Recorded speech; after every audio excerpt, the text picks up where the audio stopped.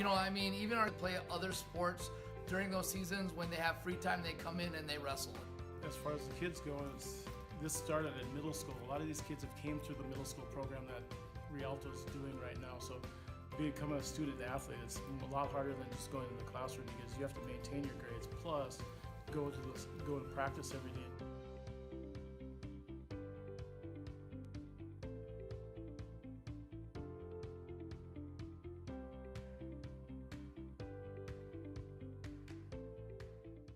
Hi, I'm Peggy Wheeler and I'm part of the RISE event.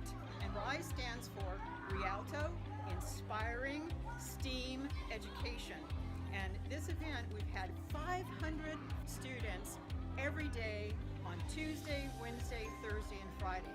And the RISE event, it's so awesome because it's giving students the opportunity to have experiences, what they can look forward to in high school and middle school. So we have people from the community, we have teachers from career technical education, we have student volunteers. It is just an exciting event. Students go from zone to zone, 20 minutes at a time, and they're going to get inspired about education.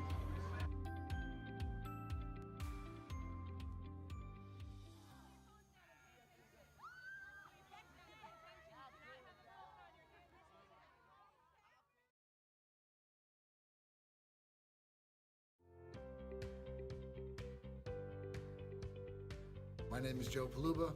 I'm the athletic director at Carter High School. I've been here since 2005. Now we have our 6th CIF plaque. 4 of them are in wrestling, 1 for track, and 1 for boys soccer.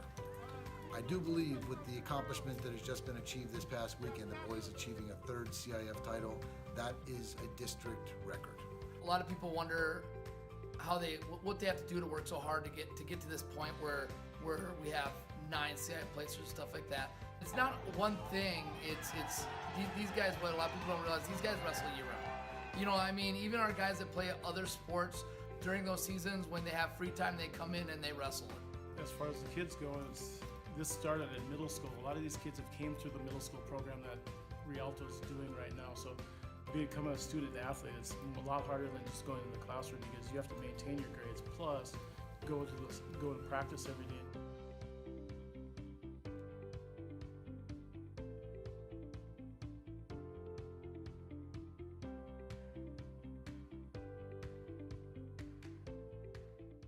Hi, I'm Peggy Wheeler and I'm part of the RISE event. And RISE stands for Rialto Inspiring STEAM Education. And this event, we've had 500 students every day on Tuesday, Wednesday, Thursday, and Friday. And the RISE event, it's so awesome because it's giving students the opportunity to have experiences, what they can look forward to in high school and middle school. So we have people from the community, we have teachers from career technical education, we have student volunteers. It is just an exciting event. Students go from zone to zone, 20 minutes at a time, and they're going to get inspired about education.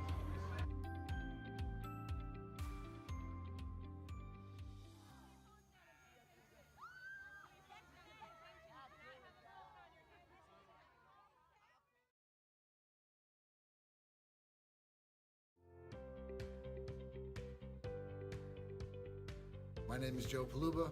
I'm the athletic director at Carter High School. I've been here since 2005. Now we have our 6th CIF plaque. 4 of them are in wrestling, 1 for track, and 1 for boys soccer. I do believe with the accomplishment that has just been achieved this past weekend, the boys achieving a 3rd CIF title, that is a district record. A lot of people wonder what they have to do to work so hard to get to this point where we have 9 CIF placers, stuff like that. It's not one thing. It's these guys. What a lot of people don't realize, these guys wrestle year round. Even our guys that play other sports during those seasons when they have free time, they come in and they wrestle. As far as the kids go, this started at middle school. A lot of these kids have came through the middle school program that Rialto is doing right now. So becoming a student athlete is a lot harder than just going in the classroom because you have to maintain your grades, plus go to practice every day.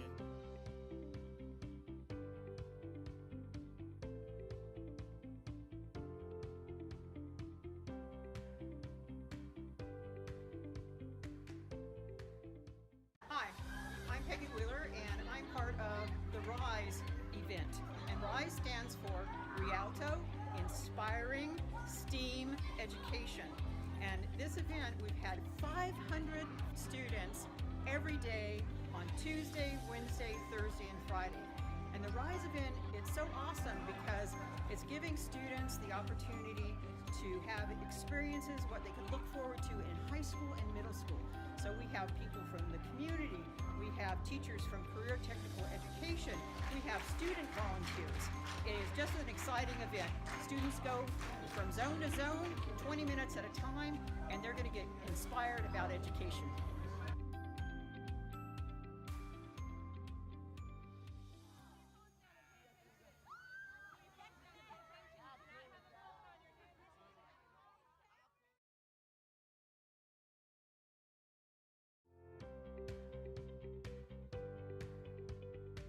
My name is Joe Paluba.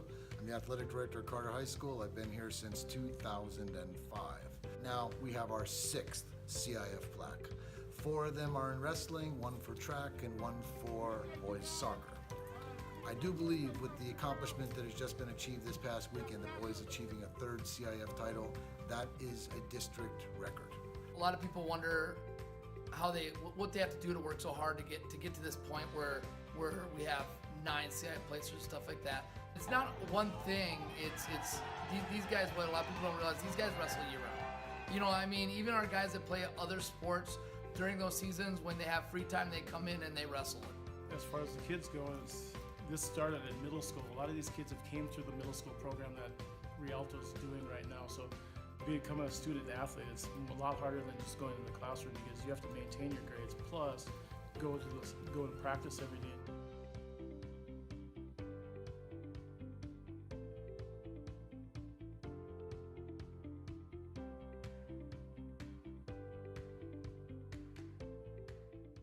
Hi, I'm Peggy Wheeler, and I'm part of the RISE event. And RISE stands for Rialto, Inspiring STEAM Education. And this event, we've had 500 students every day on Tuesday, Wednesday, Thursday, and Friday. And the RISE event, it's so awesome because it's giving students the opportunity to have experiences, what they can look forward to in high school and middle school. So we have people from the community, we have teachers from career technical education, we have student volunteers. We had 3.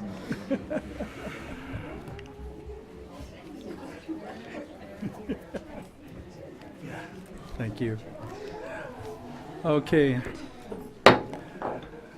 All right, we are back. It is 7:01. And I need a motion and a second to adjourn closed session, please. So moved. Second. Thank you. Vote by board members. Aye. Aye. Thank you. And we reconvene open session. It is 7:01. And tonight we have a full school board agenda with our talented Henry Elementary School students performing. But first, let's have Henry's 5th grade student, Janelle Lopez, lead us in the pledge. Hi, Janelle. Hello. Please stand. Put your right hand over your heart. Ready, begin. I pledge of allegiance to the flag of the United States of America and to the republic for which it stands, one nation, under God, indivisible, with liberty and justice for all. Thank you, Janelle. And now, selected students from 2nd through 5th grade will perform the song How Far I'll Go, led by Henry Elementary School's teacher, Mr. Andre Marshall.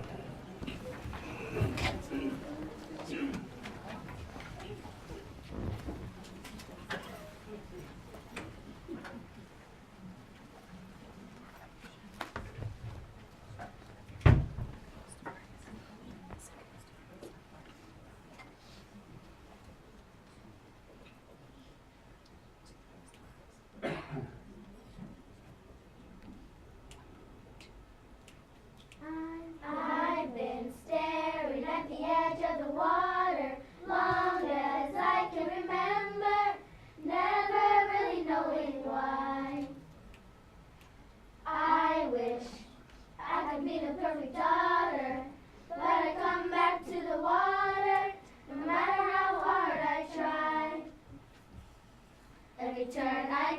every trail I track, every path I make, every road leads back to the place I know where I cannot go, where I long to be. See the line where the sky meets the sea, it calls me, and no one knows how far it goes. If the wind of my sail on the sea stays behind me, one day I'll know. If I go, there's just no telling how far I'll go. I know everybody on this island seems so happy on this island. Everything is by design.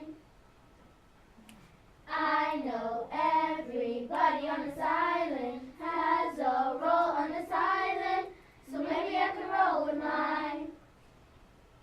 I can lead with pride, I can make us strong, I'll be satisfied if I play along. But the voice inside sings a different song. What is wrong with me? The signs of the sea, it's calling deep, and no one knows how deep it goes. And it seems like it's calling out to me, so come find me and let me know. Going on that line, will I cross that line to the line where the sky meets the sea? It calls me, and no one knows how far it goes. If the wind of my sail on the sea stays behind me, one day I'll know how far I'll go.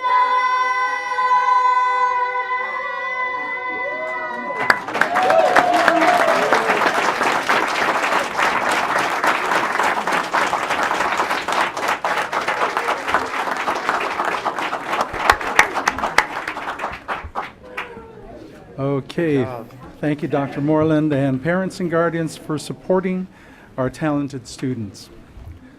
Always a pleasure to watch them. Okay, report out of closed session, Dr. Avila. Yes, thank you, President Martinez. We have one. The board took action to issue notice to employee number 1526338 that they may be released from their administrative position and reassigned to another certificated administrative position, classroom, teaching position, or other non-management certificated position for the 2018-2019 school year, or that their work year and or salary may be reduced for the 2018-2019 school year. The roll call vote was unanimous. Thank you, Dr. Avila. Okay, before we go any further, after my last board comments, there was a lot of concerns that was relayed back to us. And I want to make sure that I take responsibility for poor communication, where the community had felt that things had been decided and were in place, action being taken. The action that was being taken was to provide forums and to open our ears more, to let the community know that we were actually doing something, but nothing had been decided, and nothing has been decided. You'll hear more of that with Dr. Avila's comments today. So with that, I apologize for being a poor communicator. My wife tells me that all the time. Husbands, you know. Okay, thank you, everyone. All right, adoption of the agenda. Can I have a motion and second, please? So moved. Second. Thank you. Preferential vote by student board member? Aye. Thank you. Vote by board members. Aye. Okay. Presentation. We have the high school DSAC committee. Oh, Mr. Herrera. first we have Adriana Magana from Rialto High School. Welcome. Hello. Hello. Good evening, Honorable Board of Education, Superintendent Dr. Avila, and viewing audience. My name is Adriana Magana, and I am the proud ASB president of Rialto High School. Woohoo, Rialto! It's always a great day to be a Knight, and we are excited to share some news from our amazing school with you tonight. Our Lady Knights soccer team has made history this season. Led by Rialto High alum Coach Galindo, the team made it all the way to CIF finals this past Friday. The ladies are still in the running for a state title as they earned a victory in the CIF Regional Section Championships yesterday. They host Fillmore High School tomorrow at Knight Stadium beginning at 4 p.m. We would love to see you all there. Also, shout out to Dr. Avila for attending the CIF finals last Friday. Our state championship cheerleading team represented Rialto High and the city of Rialto at the 2018 USA Spirit Nationals on February 23rd. They had a great performance and advanced to finals. Rialto was named national champions at the award ceremony. After reviewing the score sheets, coaches realized that a mistake had been made and that Santa Monica High School scores put them in first place. Even though USA states that the ranking still holds, the squad contacted the team from Santa Monica to make it right. The entire team traveled out to Santa Monica High last week to give their team the Nationals banner, trophy, and medals for first place. It was an amazing show of sportsmanship, integrity, and friendship, as both teams were able to celebrate each other. We are very proud of our cheerleaders. We love hosting students from Bemis Garcia, Myers, and Warner Elementary Schools for our Read Across America event on Friday. Thank you to Ms. Contrell for organizing the event, teachers who hosted activities, and the Rialto Education Association for presenting us with a grant to make it happen. Congratulations to our Kiwanis Students of the Month, Isabel Garcia and Isaiah Gonzalez Diaz. Great job to both of you. I am excited to inform you all of some great upcoming events. We are hosting a Class of 2018 movie night this Friday with free admission and s'mores. We will hold our Spring Blood Drive on April 5th, and our Avid Spring Festival will take place on April 6th. We look forward to seeing you all at our 25th anniversary celebration on April 18th from 4 to 6 p.m. as we honor 25 years of pride and excellence at Rialto High School.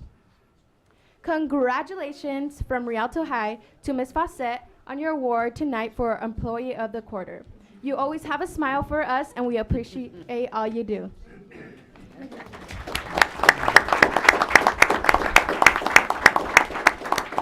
And last but not least, I'd like to thank the district, Ms. Joffrey, and Mr. Carlos for allowing us to share our thoughts and concerns today at DSAC.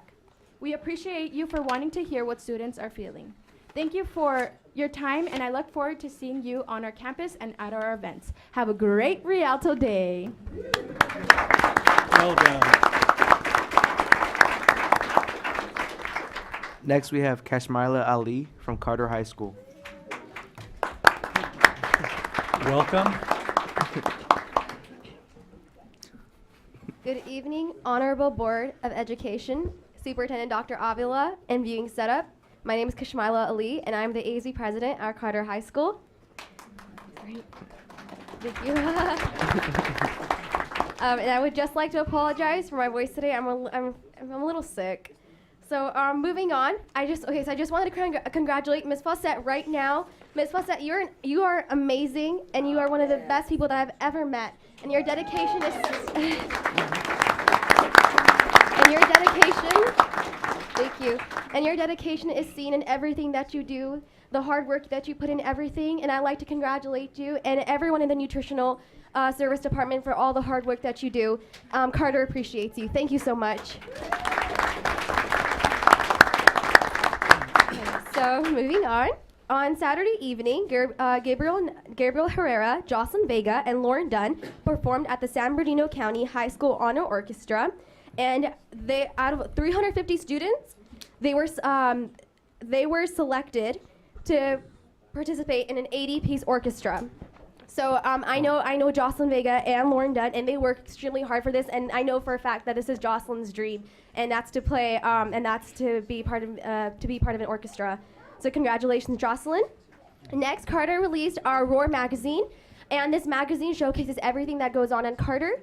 And this is our first magazine issue. It kind of everyone plays a part in it, and it's one of the greatest things that's happened at Carter. We get to see everything that's going on. Also, our Carter's art department had several students recognized for being juried into an art show of students from San Bernardino County. Our students were selected from 3D art, photography, drawing, and paintings, and we had 15 students. So I'm gonna name them off, okay, just to have them recognized. We have Jordan Lucas, Ariana Lopez, Viviana Flores, Joseph Huezo, Miranda Carcoba, Valeria Gonzalez, Angelina Huerta, Rachel Frost, Catherine Meza, Chelsea Guzman, Raymond Pena, Raquelmi Venegas, Ana Rubalcaba, Margaret Foster, and Kate Zuniga. So congratulations, guys. Next, we have Carter Wrestling, and this is a great achievement. They have won their 3rd CIF title in the Eastern Division. So congratulations, Coach Hennessy and our Carter team, Carter Wrestling team. We also had a little small pep rally to commemorate this moment, and it was awesome. Next, we had our Love Galore Winter Formal. We had over 120 students participate, and it was awesome. We pulled it off, and it was great. We also have another thing I want to recognize is our Mesa team. Alex Bryson got 1st place in Mesa Machine, and this device had up to 4 to 8 actions that launched hacky sack 3 meters. Yep, he's awesome. Next we have James Castillo, Anthony Stetson, and Anthony Thornton, 1st place for their Mesa tank. And this is where they design a device. Sorry about that. Well, they got 1st place, and they also won a 2nd award for their right turn glider. And this, it was launched, and it goes straight, and it had to land about, so sorry about that. The students had to design and make a glider that was launched and went straight and turned to the right and land close to the target that was placed 25 meters away. Next, we have Sahara, Sebastian, and Carlos, who placed 2nd place for their design of a prosthetic arm. Okay, so moving on to our I Am Beautiful pageant, I Am Beautiful event. We were supposed to have that in March, but instead we're having that in April due to prom, because our prom is on April 7th, and the theme is A Night in Paris. So that's gonna be pretty awesome. All right, so moving on, I'd like to thank DSAC for the event that we had today. What we talked about is extremely important, especially in this climate. And I'm extremely appreciative that we brought this up and that you listened to all that we had to say, because a lot of adults don't do that. And I'm extremely appreciative for that. And it shows that our district is paving the way towards a better world for our young minds. And we're creating a generation that cares and is more proactive. So thank you so much. Thank you for your time. And I hope everyone has a relaxing and enjoyable spring break. Thank you, Ms. Ali. Next, we have Eric Paez from Eisenhower High School. Welcome. Good evening, Honorable Board of Education, Superintendent Dr. Avila, and viewing audience. I am the proud president of Eisenhower High School, and Eisenhower is proud to report to you that we have delivered the shoes to Dunn Elementary, and we will be back on Friday because some of the shoes did not fit the students, so we will be making exchanges. And EHS student leadership and Lean Crew was very humble to be able to gift this to these students who are like, it was a great experience, you know, putting the shoes on these kids and the look on their faces. Also, some of them, like, as soon as they got them, they put them on, took it to recess. You know, we had a good time with them. Also on the playground, we had the Eagle out there. It was a great experience. Also, during January, we hosted our winter formal, our pep rally, a blood drive, and awarded staff members with coffee and donuts. We are also excited. We were excited to host our campus cleanup, and we had 140 students from club members help clean up our beautiful campus. Currently, our AVID program is visiting schools up north, and we are glad that they made it up to Reno safely. Although they still have a lot of other schools and campuses to visit, next week our seniors will be kicking off the beginning of the end of their senior year with our senior activities at Big Al's and Six Flags. We also hosted our Black History Month I know I saw a couple of you guys, Miss Saida Joffrey and Miss O'Kelly. Thank you guys for going. I hope you guys enjoyed that. I see a couple faces that I recognize. I hope you guys enjoy the performances. And we would like to invite you guys to our Dancing with the Staff that we will have. And then the competition will be held on March 28th at 5:30, and we will love to see you guys there. And I'm excited to report these things to you, and I hope you guys have a great night. Thank you. Well done. Myler High is not able to come today. Do you have anything to report since you are from Myler? I was not prepared with anything. Okay, that's so fine. I'm sorry. No need to apologize. Okay. Just thought you might have some interesting information. All right, thank you. Okay, number 2, District African American Parent Advisory Council, the DAPAC, presents on the National Alliance of Black School Educators, NABSE, conference regarding quality education for African American students.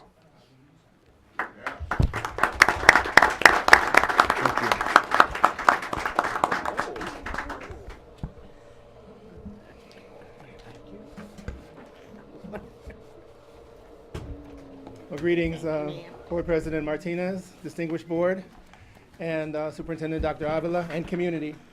Thank you.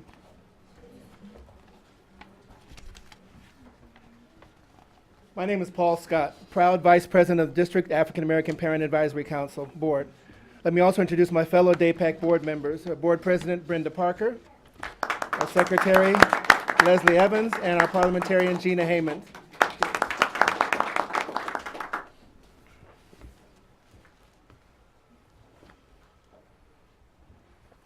On behalf of the DAPAC board and parents, Latria Luster and John Solomon, I would like to thank Superintendent Avila and the Rialto School Board for making it possible for us DAPAC parents to attend this year's National Association of Black School Educators Conference. I would also like to thank District Chaperone Teresa Brown, who worked tirelessly to keep us in line and ensure the best possible experience for us all. Your support and belief in the importance and impact of our council will hold a tremendous benefit for our children and the district. Two interesting things about this conference was first, the national perspective, the opportunity to meet and share ideas with attendees from all over the country. And second, the presence of both educators and parents, and the willingness of the conference organizers to offer workshop topics and learning opportunities that we could find useful and relevant in our roles as both elementary and secondary parents. One of the benefits of going to the conference with this group was the opportunity to get the best coaching, ideas, and practices from multiple vital workshops. Our debrief sessions therefore highlighted a number of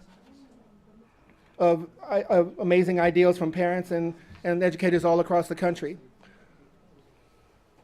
The following initiatives were encouraged as major points of focus by many presenters at the conference. National consensus was that our students need to have an environment and curriculum that acknowledges and celebrates their culture and its impact on society, courageous educators willing to evolve and teach with integrity, and a culture of college and career readiness consistently fostered from pre-K all the way through grade 12. Now you see the word equitable is used quite a bit in these initiatives. However, it should not to be confused with equality. As we in Rialto Unified serve our students, it is imperative that we always remember that every student does not need the same thing. We must be sensitive to the cultural, emotional, and physical needs of students as individuals and as groups. We must identify and be clear about what each group needs and helps to feel empowered. When students feel that they have access to resources, support, and fair treatment, they feel as though they can overcome anything, and then they are ready to learn.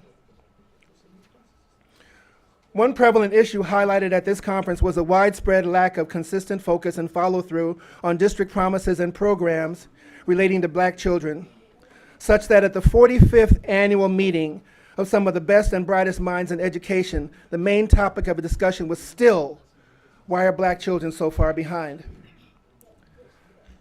Now, according to the California dashboard data through last year, African American students are not faring very well in Rialto either. For here, English language arts, very low and declining over 5.9 points, outperformed by even students with documented disabilities.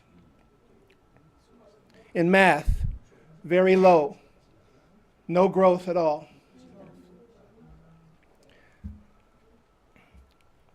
The only increase was The only increase was with suspensions, very high, an increase of 1.1 point. So these snapshots clearly show how the current status of our black students within the Rialto Unified School District. And for these reasons, we are submitting the following action steps which can be implemented immediately within the parameters of this LCAP. Instructional assistance assigned specifically for black students at all grade levels. And this directly relates to the LCAP strategy number 2. We will provide rigorous and relevant instruction that supports each student's unique learning style. Action step number 2. All black students across the districts must have access to social emotional support services provided by licensed clinicians, providing proactive prevention and intervention that builds resiliency in African American students. In Rialto, African Americans make up 12% of the students in the 9th through 12th grade, yet represent 16% of the dropout rate. And this relates directly with LCAP strategy number 7. We will ensure resources and assets are allocated and developed to directly support student learning experiences. Action step number 3. Culturally responsive restorative practices taught and implemented through the use of family community intervention councils. A recent study by the National Institute of Health shows that the use of such councils for minor infractions has significantly reduced the instances of arrest and criminalization, and over time reduced youth crime by upwards of 70%. I distinctly remember myself being more afraid and of disappointing my mother and grandmother than I was about any threat of police. And this relates to strategy number 5. We will ensure full engagement of Rialto Unified School District families in the education of their children. Action step number 4. We ask you to reevaluate the current process of assigning our black students to special education designations, many as young as kindergarten. And again relates to strategy number 7, which we will ensure resources and assets are allocated and developed to directly support student learning experiences.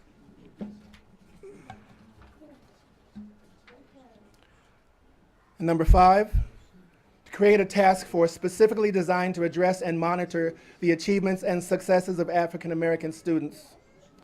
Again, LCAP strategy number 7, we will ensure resources and assets are allocated and developed to directly support student learning experiences. World-renowned business management consultant and author, and author, Peter Drucker states in his book, The Practice of Management, that unless commitment is made, there are only promises and hopes, but no plans. It doesn't matter how good your plans are, how well they're drafted, how detailed they are. If you're not committed to them, they're only promises and hopes. Without committing to these plans and taking the right and appropriate action, they are just words on paper. And we thank you for your time, your listening, and your commitment to your plan. Thank you. Thank you for your presentation. Great. Bless you.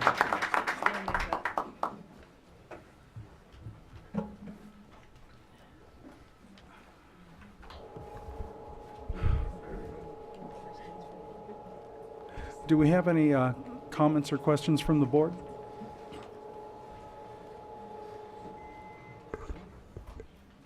I have a question for District African American Advisory Committee. How strongly would you support this district moving soon towards African American studies, ethnic studies for the students in this district? On a scale of 1 to 10, a 12? Yeah, yesterday. Yes, yes. Mr. Scott, could you, I know you, before in your presentation, y'all's presentation, had the slide, but you removed it, about the community engagement survey around the Inland Empire, about the priorities for the community around that? Yes. Recently, Blue Educational Foundation conducted a survey over the entire Inland Empire from High Desert, Victorville to Riverside County. We polled over 1,000 members of the Black community, parents and students. And out of that poll, it came across that about 64% wanted academic success as their priority. That was their number one priority. Academic success and wanting to make sure that their children have equal access to the best education so that they can actually go on and pursue post-secondary education. What was the number two? Number two Black history. was Black history curriculum. And that was their second priority. And this was from Victor Valley all the way down to Riverside. Culturally relevant. Culturally relevant, yeah, Education. Black Studies program, yes. And we did have that back in the 90s. Seriously. Don't know what happened to it. Well, so much has happened since Testing. then, but it's good that hopefully we can bring that back. And let me just add one more piece. Good afternoon, again, good evening. I'm Teresa evening. Brown, District Administrator, and proud to facilitate this wonderful DAPAC organization. There is a current movement that is being made popular, by a hashtag, and that is that representation matters. So I do think that it is very relevant that we need to not only have studies in our schools that represent the culture of all of our students in Rialto, specifically our African American students we're talking about this evening, and they need to see it, hear it, read about it, experience it. So we think that that is very important.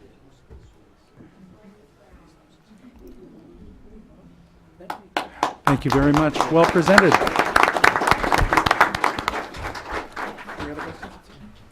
Dr. Avila, you have your copy, so. I do. Okay, thank you. Okay, number 3 on presentations, employees and student of the quarter. We don't have a list of how to present them today? Okay, that's fine. Would you please start? Oh, okay. Sounds good.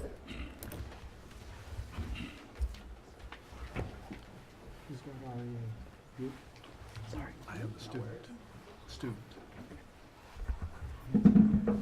Good evening. I am here on behalf of the board, and I will be awarding our CSEA Employee of the Quarter Award, and it will go to Ms. Candice Rojas.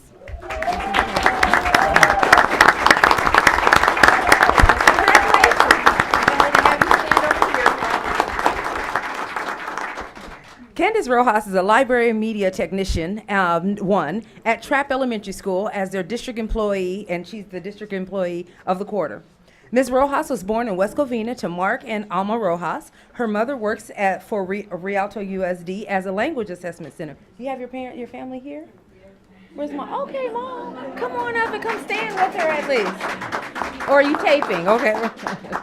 Ms. Rojas grew up in the cities of Rialto and Fontana. She graduated from Fontana High School, hey, I'm an alumni, in 2007, and earned an associate certificate in business administration from Chaffee Community College. Ms. Rojas was hired in 2011 as a substitute library media technician office clerk. In 2014, she was hired as a library media tech 1 at Trapp Elementary School. Candice is known for her happy disposition and friendly service. She said she loves coming to work every day and has met many wonderful people throughout the entire district.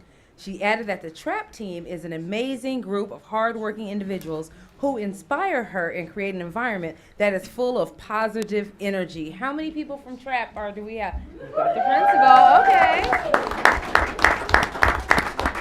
One of Ms. Rojas's goals is to help show students that they can still make an impact for rhinos who are so far away. She enjoys educating the students to look critically at the world around them and understand their relationship between their environment and other species, and be able to look for solutions that help protect and sustain our wildlife for future generations. Clearly, her hobby is animal conservation efforts. There is strength in working together to fight against extinction, she says. Ms. Rojas is engaged to Angel Padlan.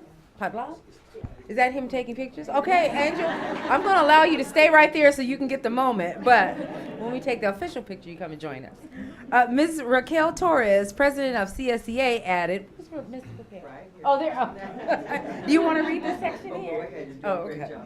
Ms. Raquel Torres, president of CSEA, added, I want to share I had the opportunity to visit Candace in the library as she was beginning a new knitting class for students at TRAP. She first shows a video to the students about rhinos, which was very insightful and heartwarming. She shares about the purpose of helping rhinos and teaches students to knit, which will be a memory I'm sure they will never forget. The students who know Candace will treasure what they've learned from her as students at TRAP and know they help keep baby rhinos warm and safe. On behalf of the Board of Education, we appreciate you not only going out of your way to sustain our wildlife, but to educate and inspire our students and bring your unique talents and gifts to us as well. So, thank you.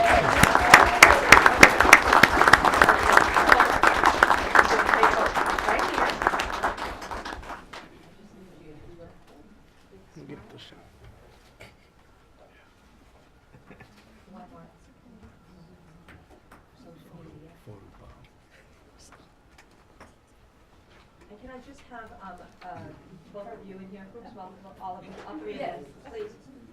The family, CSEA. Is the husband, does the fiance want to? Yes. Where they got his food? I really, yeah, I need to see the clock. 1, 2, and 3, and one more.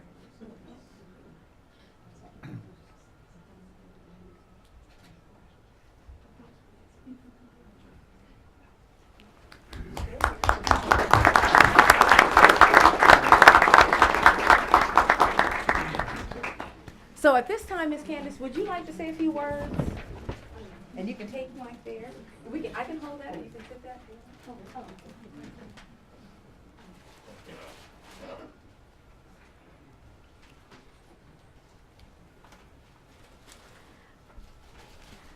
Hi, good evening. Good evening. I am overwhelmed with gratitude and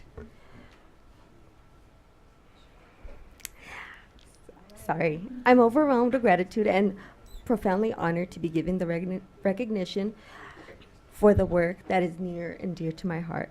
To be able to work with the students at TRAP really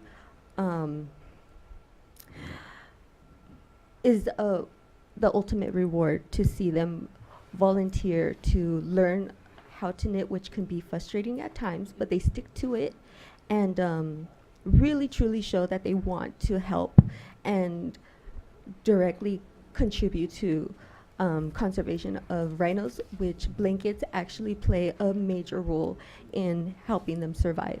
And I really do appreciate and am really thankful for all of the support that I've received from Carmen Palmer, who also coordinated a support system from our Rialto Rotary Club and our district's ADK Club, and also from our business professional women of Rialto service groups, who really have made it possible to launch our knitting club. So thank you, and to everybody else who have also supported the Rhino Club. Thank you.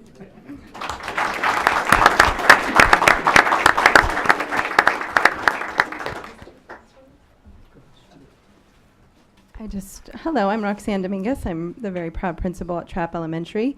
Candace is one of the most dedicated employees I've ever had the pleasure of working alongside. Last school year, I was out welcoming kids before school, and I see a bunch of kids coming with balls of yarn and knitting needles, and I'm like, what's going on? And they said, we're helping to save the rhinos with Mrs. Rojas. I'm like, what are you talking about? So I go into the library, and at recess and lunchtime, she had students coming in on their own time, and she was teaching them to knit on her own time during their break. And I just thought that was amazing. And so over summer, she came to me and asked if she could expand the knitting club and actually do an after-school knitting club. And she has had another teacher jump on board with her this year, and it's just been an amazing impact for our students, a wonderful experience. Candace is just outstanding employee. She gets her hands involved with everything we have going on at the school. I often have to tell her, no, you can't do that because you're too busy with the 1,000 of other things that you have going on. So she's amazing, and I'm very, very lucky and honored that she works alongside of us at school and with our students. So congratulations.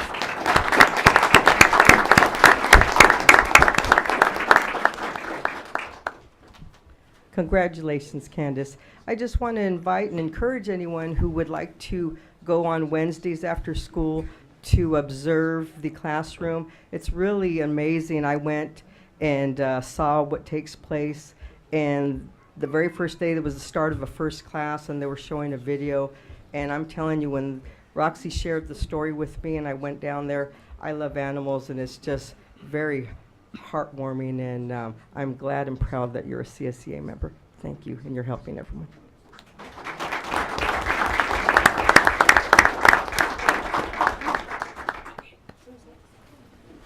Ms. O'Kelly, you're next. Sorry.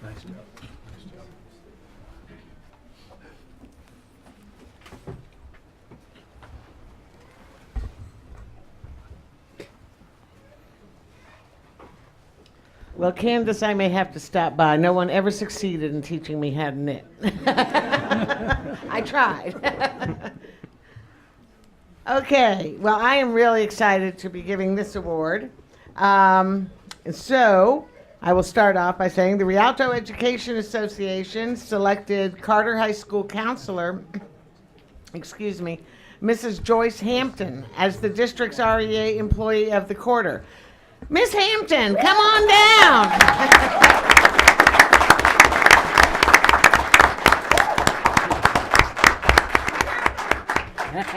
Joyce and I go way back. To Cole. Yeah. It was still junior high, or was it a middle school then? Okay. Mrs. Hampton was born in Chicago, Illinois, and raised by her mother, Beulah Chambers. She attended Chicago Vocational High School, graduated from Southern Illinois University, Edwardsville, with a bachelor's degree, a double major in human services and government. Then she graduated from California State University, San Bernardino, with a master's degree in education counseling in 1998. Her career with the Rialto Unified School District began in 1998 when she was a counselor at Cole Middle School. That's where I first met her. We worked together there, and I was the dean of students. She left Cole Middle School to move on to Rialto High School. In 2004, she began her current tenure at Carter High School. Mrs. Hampton said she enjoys working in Rialto because of the diverse student body and the extraordinary staff. Mrs. Hampton has been married to Lawrence Hampton for 37 years. Lawrence, would you like to join your wife up here? Oh, and are these your sons? No. Oh, okay. Okay, they were all in a row, so I didn't know. Okay, they have two daughters, Tamitra Hampton, who is Senior Assistant Director of Undergraduate Admissions for Athletics at UC Berkeley, and her youngest daughter, Avria Hampton, who is the lead admissions counselor and recruitment programs coordinator at San Jose State University. So your kids are very successful. Your mother must have had something to do with that. Mrs. Hampton's hobbies are playing tennis, collecting black art, and writing poetry. She is also a practicing Christian. She is also one of the most dedicated counselors I've ever had the privilege of working with. And her commitment and her concern for students is genuine and almost unmatched. So we helped a lot of kids. Lisa Lindberg, president of REA, said, Joyce has been a member of the LCAP committee for the past 3 years. and has been repeatedly elected to a delegate position for REA at the National Education Association Representative Assembly, held every summer. This year, Joyce will be traveling to Minneapolis, Minnesota to represent REA again. Joyce is a valuable REA member and hardworking counselor to her students. She is a fine example of the good people we have here in Rialto. On behalf of the Board of Education, we value you and thank you for being an exemplary employee who directly benefits our college-bound students. Thank you, Mrs. Hampton, and congratulations.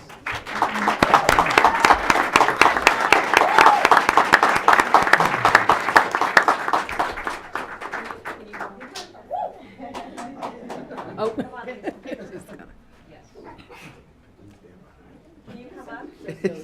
If they're your kids and then find out your kids are working in colleges.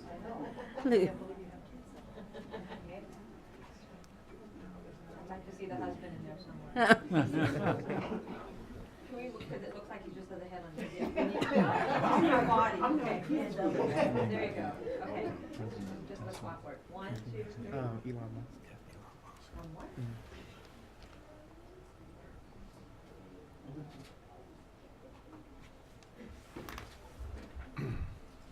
Thank you.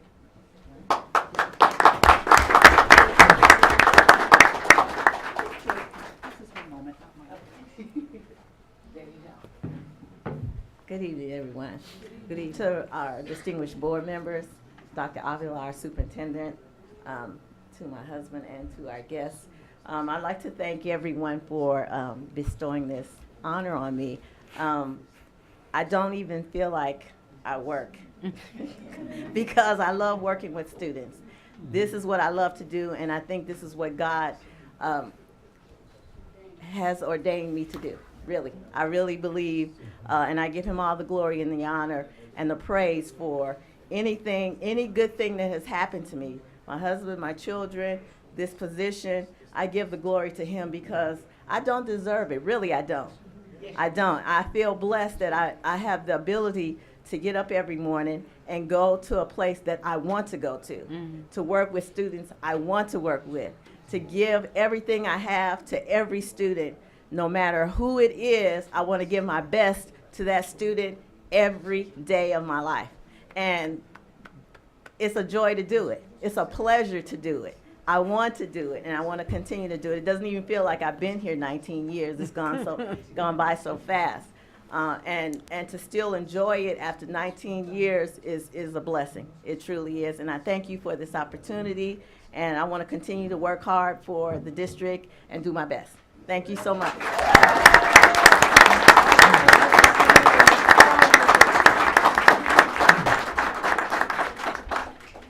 I just want to say you can see why I nominated Joyce Hampton. Wonderful person, and continues, like I said, to be elected every single year that she runs for the NEARA, and we're so proud to have her. Thank you.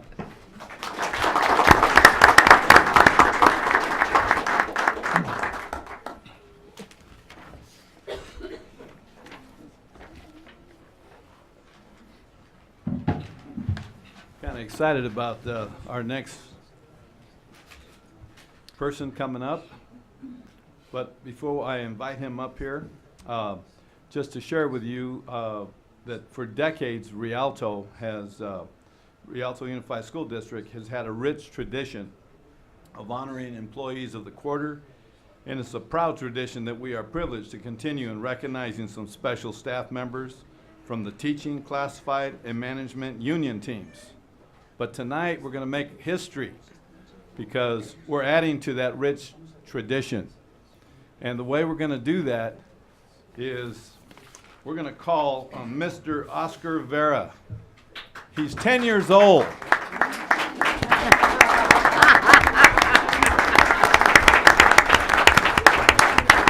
Saida, do we have a stool? We have a stool handy? Anywhere? Just have a stool. I don't see it. Oh, hold it. Be careful. Is that tall enough? Okay. All right. We're going to do this together here. Okay? successful schools, districts, okay, and I'm not reading this right now, find ways to help their students, their kids, find their passions. It is very, very important the kids feel appreciated, supported, especially when they're excited about something. I'm going to compare this young man here, Mr. Oscar Vera, a Mr. already at 10 years of age, to, maybe you've heard this person's name before, Elon Musk. Now, what is he known for? Well, we could go on with pages, many pages, but we'll just say he's an inventor and an entrepreneur. Smile at everybody right now, Oscar, because you might be the next Elon Musk. And I'm so proud here to share with you and show you off to our community. Our first student who will be honored is Mr. Oscar Vera from Warner Elementary.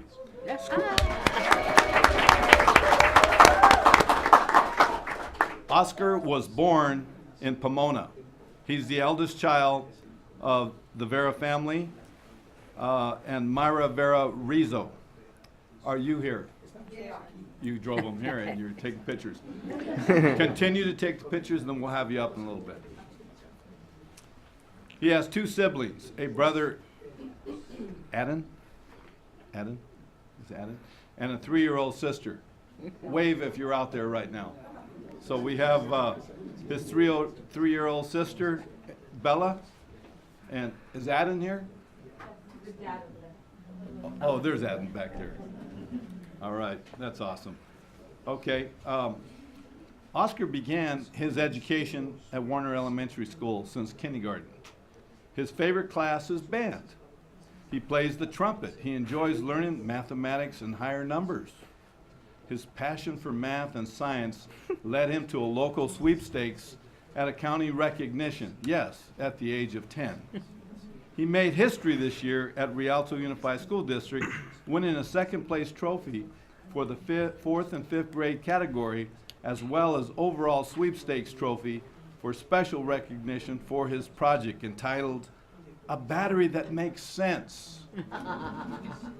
I was reading this. I go, wow, this is cool. We'll get to it in a minute, what he did. During the winter break, Oscar wanted to explore how batteries worked. He ended making his own battery using household items.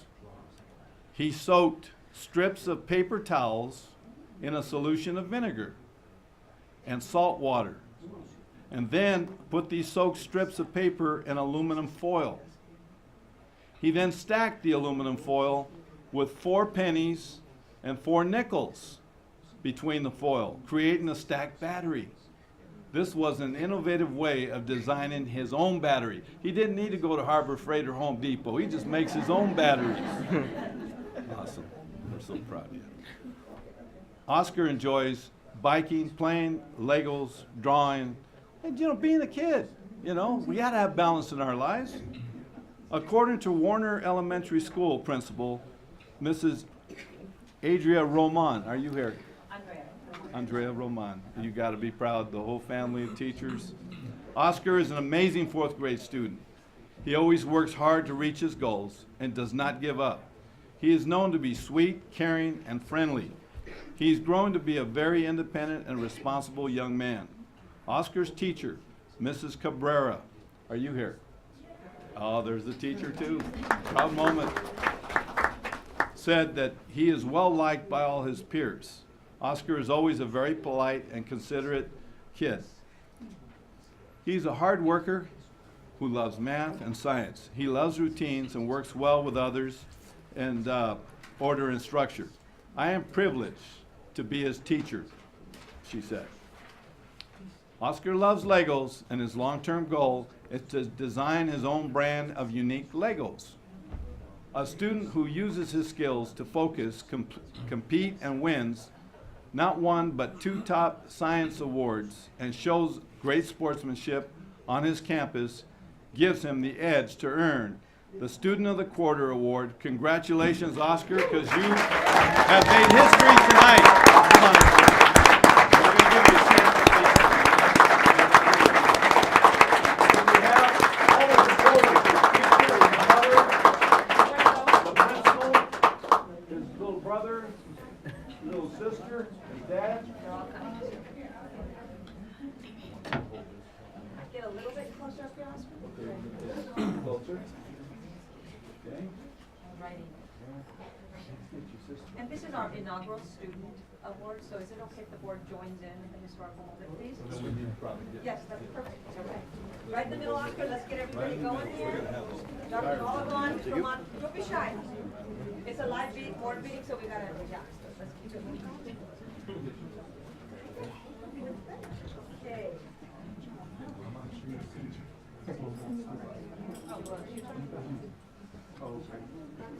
Bella, smile. Give me a smile, Bella. There you go. Okay. And 1, 2, 3. One more. Oscar smiling the widest. 1, 2, and 3. And one more. Give me 1 second. I just need Okay. 1, 2, 3, and finally you got a smile out of Bella. Okay. Thank you.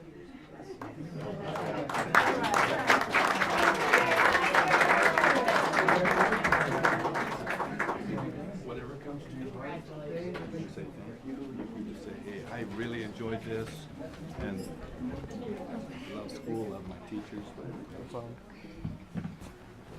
Oscar's going to say a few words. Oh, okay. Thank you for helping me, teachers and parents, and thank you for my parents to help me, and thank you for the principal to allow me to hear at the district, and thank you for all coming here tonight. Wow, he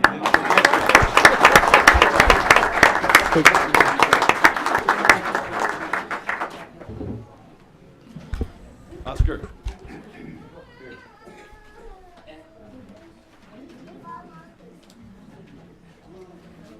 Well done. That was awesome. 10 years old making batteries. Good evening, everyone. Rialto School Managers Association hungrily selected Mrs. Fasat Rahman Davies. Fasat?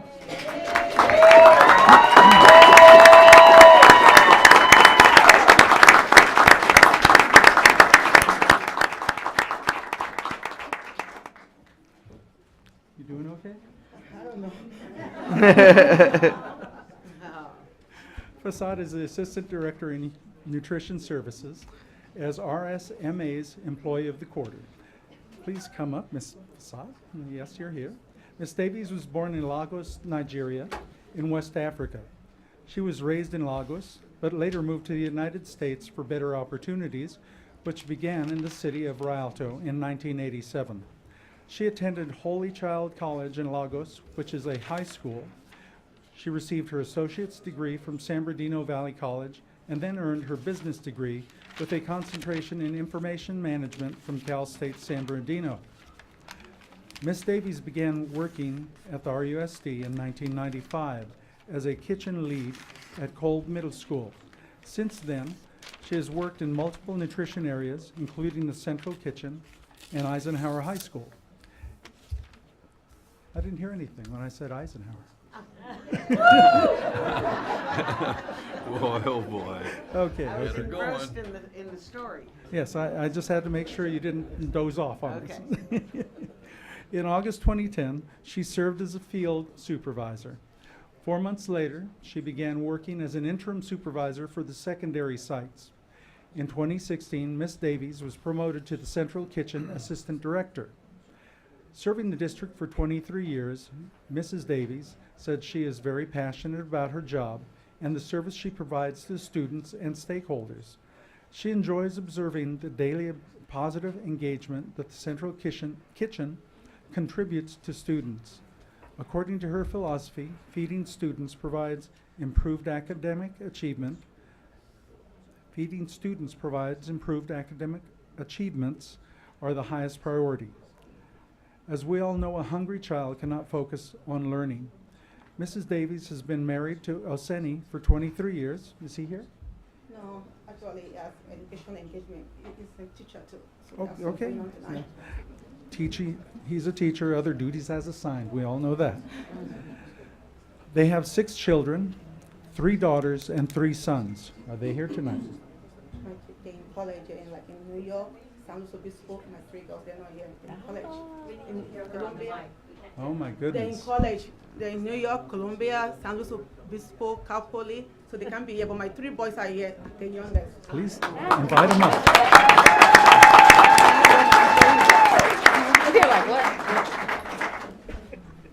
All the staff is welcome to come up as well.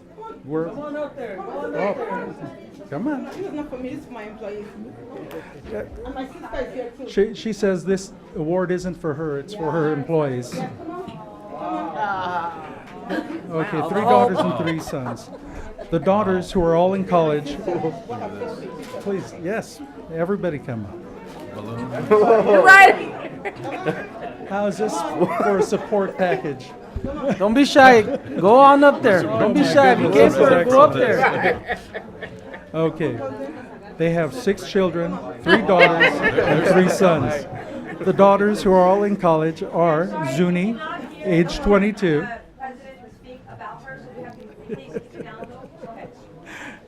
Eminat, 21. Abby, 19. Their sons are Imoniki, Eramuse, Itoya, 9.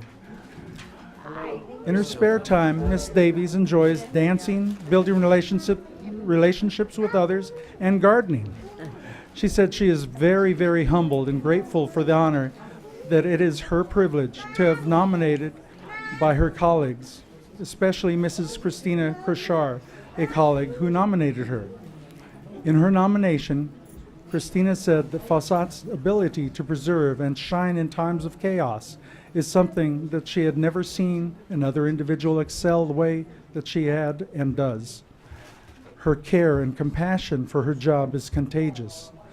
Mrs. Krishar also mentioned that in a recent state audit, with the previous director retiring, Fossat navigated the daily operations, trained 2 new supervisors, and conducted the setup for the state audit. In typical fashion, Fossat fashion, she shined, providing the department with high accolades from the state auditors. The auditors stated that Rialto has set the bar high for other districts.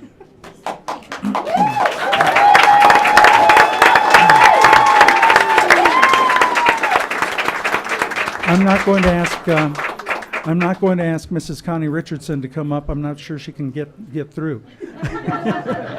So I'll read her comments. RSMA. Okay. Connie? I know. We congratulate Mrs. Davies on this very, very well-deserved honor, and we thank her for her commitment to our school district and for demonstrating excellence in all that she does each and every day. And we are overwhelmed by the support that she's receiving from her department. So well deserved. Congratulations.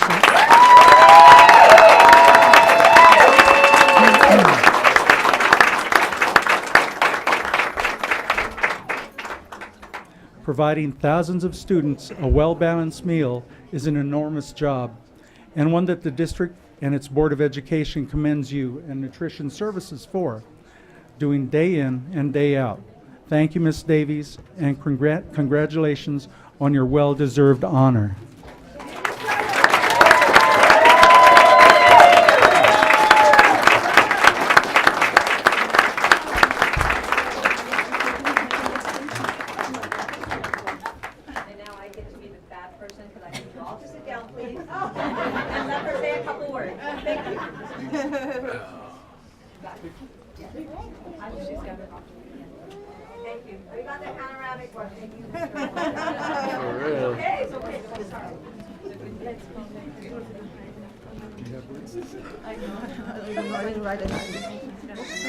Just from the heart.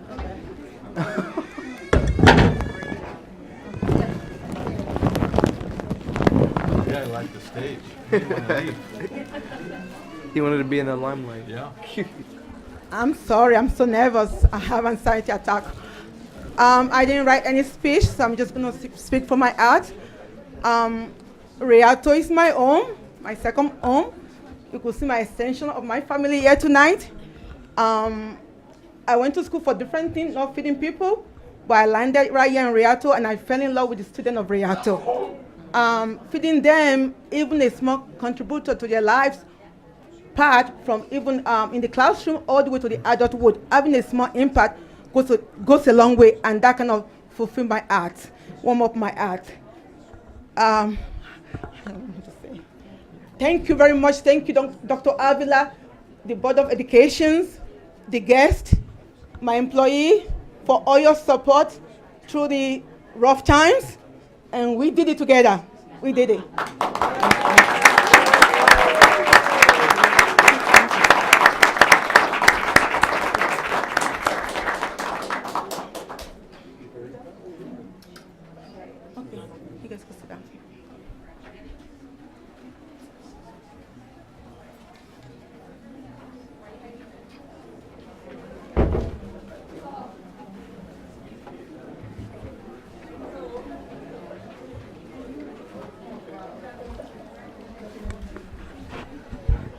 Wow, what a response. I thought I was in an elevator for a second. Okay. We go on with public comments. Public comments from the floor. At this time, any person wishing to speak on any item not on the agenda will be granted 3 minutes. Dr. Avila? Yes, we do have several. The party continues out in the hall. Yeah, it's absolutely right. Yeah. First, we have Russell Silva.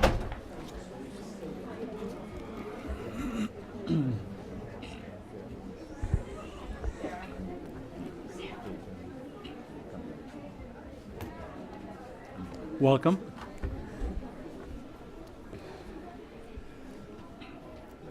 Good evening, board members, administration, and viewing audience. My comments here are not necessarily directed to the board. They're more directed to the audience and the people at home. I was a product of an education system from the 60s and 70s. Counselors were there to guide us on the areas in which we had interest in. And our parents just sent us to school with the hopes that the school system would do their job.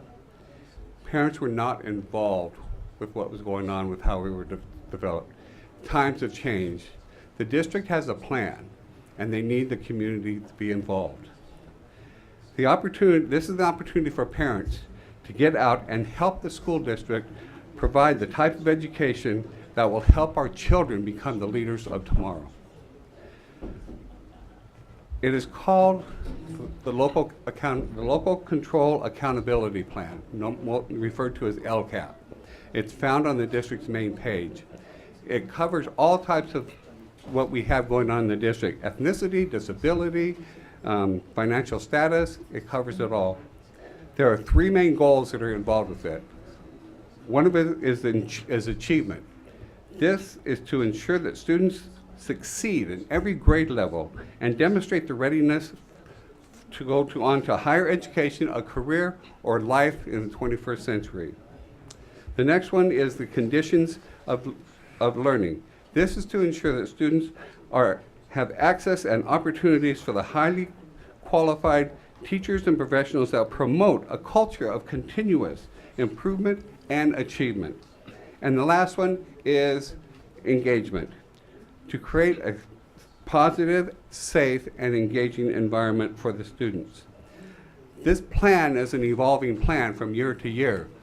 And as our children get older, as our children develop, this plan will develop with them so that our children can succeed.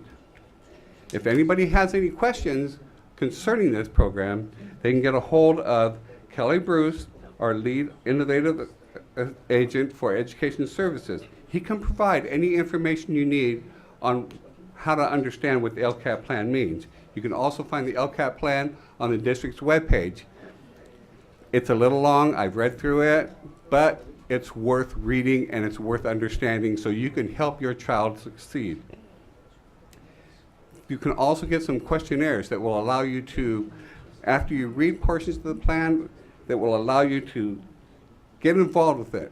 Provide those questions and stuff back to the district so you can get involved with their future, so that their education can be developed for what they're doing today and for the future.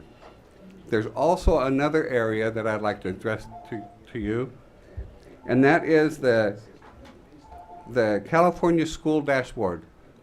And you can get on this organizational plan, and it shows you where your levels are with other schools in the area and throughout the state. The website is caschoolsdashboard.org. Don't be misunderstood from this dashboard. It will show you where you're at, but don't think that you're okay. We still need to continue to grow. We still need to continue to develop. So please get out there and help our schools thrive. Thank you. Thank you, Mr. Silva. Dr. Avila? Celia Sarabia. Welcome.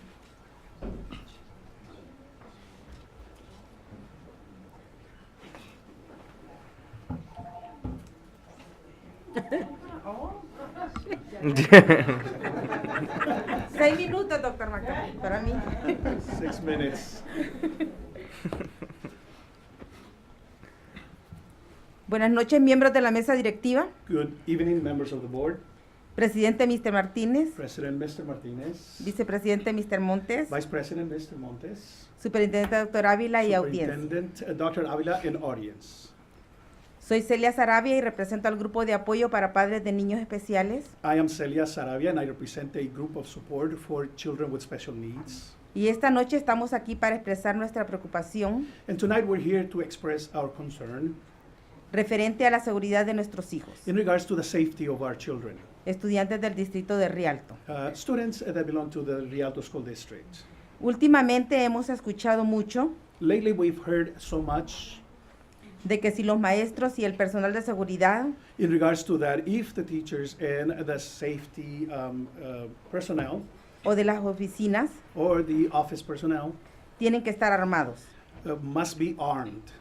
Nosotros pensamos que esa no es la solución, We think that that is not the solution por muchas razones. for many reasons. La primera, The first being tendrían que ser evaluados psicológicamente that they would have to go through a psychological evaluation para saber si están capacitados, in order to know if they're capable. porque en el pasado Because in the past, ya han habido maestros y personal del distrito there have been teachers and members of the staff que han perdido el control fácilmente who have lost control of themselves quite easily. y han atentado físicamente contra algunos estudiantes. And they have attempted physically against some of the students. También Also, unas estudiantes de una high school some students from a high school golpearon a una oficial de seguridad. assaulted a security officer. Imagínense si hubiera estado armada la oficial, Imagine if that officer had been armed, la tragedia que hubiera ocurrido, the tragedy that would have occurred, o en el caso de nuestros niños especiales, or in the case of our special needs children, cuando tienen comportamientos agresivos. when they show aggressive behaviors. Dios mío, no queremos ni pensar en lo que podría pasar. Dear God, we don't want to imagine what could happen. O en caso de que estuviera pasando algo Or in the case that something would be going on y llega la policía, and the police arrives, ¿cómo van a saber si es un maestro o un atacante? how will they know if this is a teacher or actually an attacker? Cada quien a lo que le corresponde. Each one to their job. Los maestros a educar, Teachers to educate, la policía a darnos seguridad. and the police to offer security. Yo les pido a todos que nos unamos I ask everyone to unite para buscar la mejor solución so that we can find a better solution, para que nuestros hijos so that our children y todos estemos seguros. and all of us be safe.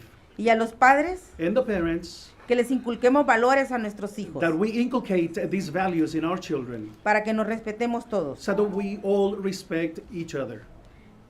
Muchas felicidades a todos los homenajeados, Congratulations to all those recognized tonight, especialmente a Miss Fawcett especially Miss Fawcett y Miss Hampton, and Miss Hampton, porque yo tengo la fortuna de conocer a Miss Hampton because I am fortunate to know Miss Hampton por muchos años. for many years. Y sé que siempre está And I know that she always is y da lo mejor a sus estudiantes. willing to give the best of herself to her students. Y gracias al buen trabajo que ella hace, And thanks to the great job that she performs, muchos de nuestros estudiantes many of our students ahora son grandes profesionales exitosos, today are great, successful professionals, incluyendo a mi hijo mayor. including my eldest son. Qué bueno que tenemos personas tan eficientes en nuestro distrito. It is so good that we have such efficient personnel at our schools. Buenas noches y que Dios los bendiga a todos. Good evening and God bless every one of you. No armas en las escuelas, queremos libros. No weapons in our schools, we want books. Gracias. Thank you.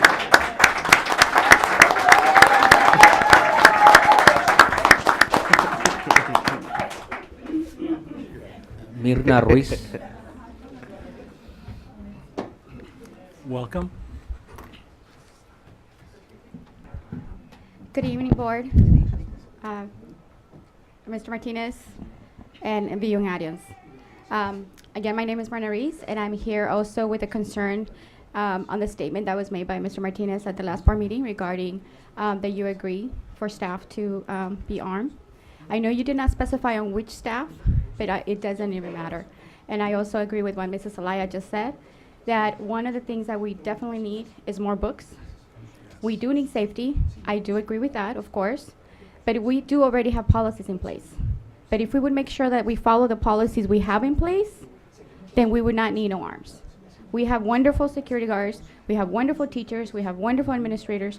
But again, if we ensure that they're following what they need to do, that's already in place, we would not need to be having this conversation. We're not the same. We're our own district. We have wonderful students. You know, and again, if we concentrate also, we have, like I said, you know, we have two wonderful wellness centers at two wonderful high schools. But if we equip those wellness centers with the proper and professionals that we need and help our students, instead of having their own students helping other students, we need actual professionals. So let's try to spend money on that. Let's concentrate on that. Okay, and I also want to congratulate, thank you. I also want to congratulate Ms. Hampton, because I am a definite witness. She is currently my daughter's counselor, and she is amazing. So I do agree with that. Thank you.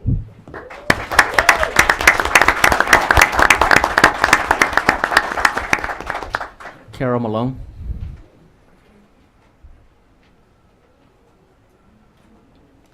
Welcome. Hi, my name is Carol Malone, and I want to talk about safety, especially in the middle schools. There was a couple incidents that happened at JHU back in November, where there was a couple fights and incidences that happened. I know, Dr. Avila, you're aware because some videos were sent to you. I feel like security comes outside of the school, stands right in front, and does nothing.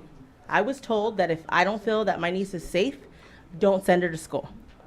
She was chased by over 20 kids. By the time I got there, the cops were already there. They were chasing her friend, and she was with her. She has an older sister. The older sister came out. The next day, her sister went and retaliated against the student. About a half hour later, 25 people were outside of my house, aging from the range of infants to adults in wheelchairs. The PD did not come out. You know that Rialto High School sits between Colton, Rialto, and San Bernardino. JHU security did nothing. Rialto High School's security is the one that followed them home and found out what was going on. I went to speak to the principal. He was not there. I showed up the next day at 7 a.m., 7:30, 8 o'clock. He was not available. So a bigger incident occurred.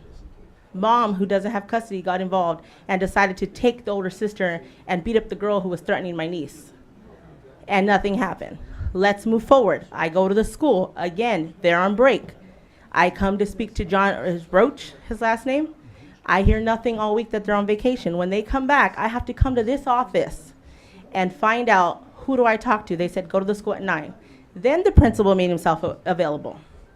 I sit with him. I asked him to please set up a meeting. I'm in PTA. I'm a parent volunteer. I've been volunteering in this district for over 10 years. I went to school here. I said, you need to reach out to your community members and find out where these students are fighting. They said once it's off campus, it's not their problem. I said, what if a kid gets knocked out and hits his head on the curb and the parent doesn't know that he is on that street corner? It is now March. I just saw him tonight. I said, hey, what happened to that meeting I asked for the community? We'll do it at a coffee with the principal. That does nothing for the homeowners who live in those areas, who the kids are running amok. Yesterday, they had a fundraiser at Chipotle. 25 kids were running around Walmart. Why wasn't admin there to supervise that and say, hey, parents, don't send your kids by themselves? So that is my safety concern. What they told me was that Jehu is not as bad as the other 4 junior high schools. Okay, and let's just go back like 2-3 weeks ago. A mother stood outside in front of the school and let her daughter get in a fight. Where was admin there? Where was security? That is a huge safety concern, that fights just happen all the time and nothing happens. They give one kid a citation, but they don't give the other set. If you're gonna give one kid a citation for fighting, they should all be cited. And let me tell you, when you get a citation, you go straight to the probation officer. Thank you. Thank you. Dr. Avila, would you please follow up on that? We don't have any more not on the agenda. Okay. Public comments on the agenda. Any person wishing to speak on any item on the agenda will be granted 3 minutes.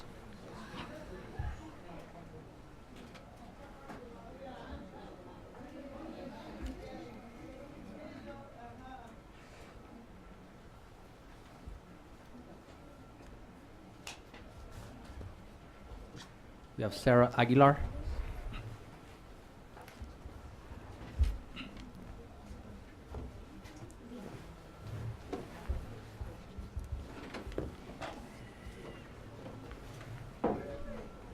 Welcome. Hello all. I'm Sarah Aguilar. I'm the Nutrition Services Supervisor for all the secondary, high school, and middle school. And I just wanted to take this time, I'm a proud product of Rialto Unified School District, to first thank you for having me here, and also, Ms. Fawcett was honored today, my boss, for an amazing award for Employee of the Quarter. I'm so sorry that happened to your daughter. And she is such an amazing boss, hands-on, works with you. I'm coming from outside of the district, so it's been, a difference for me, but she's been very, very hands-on.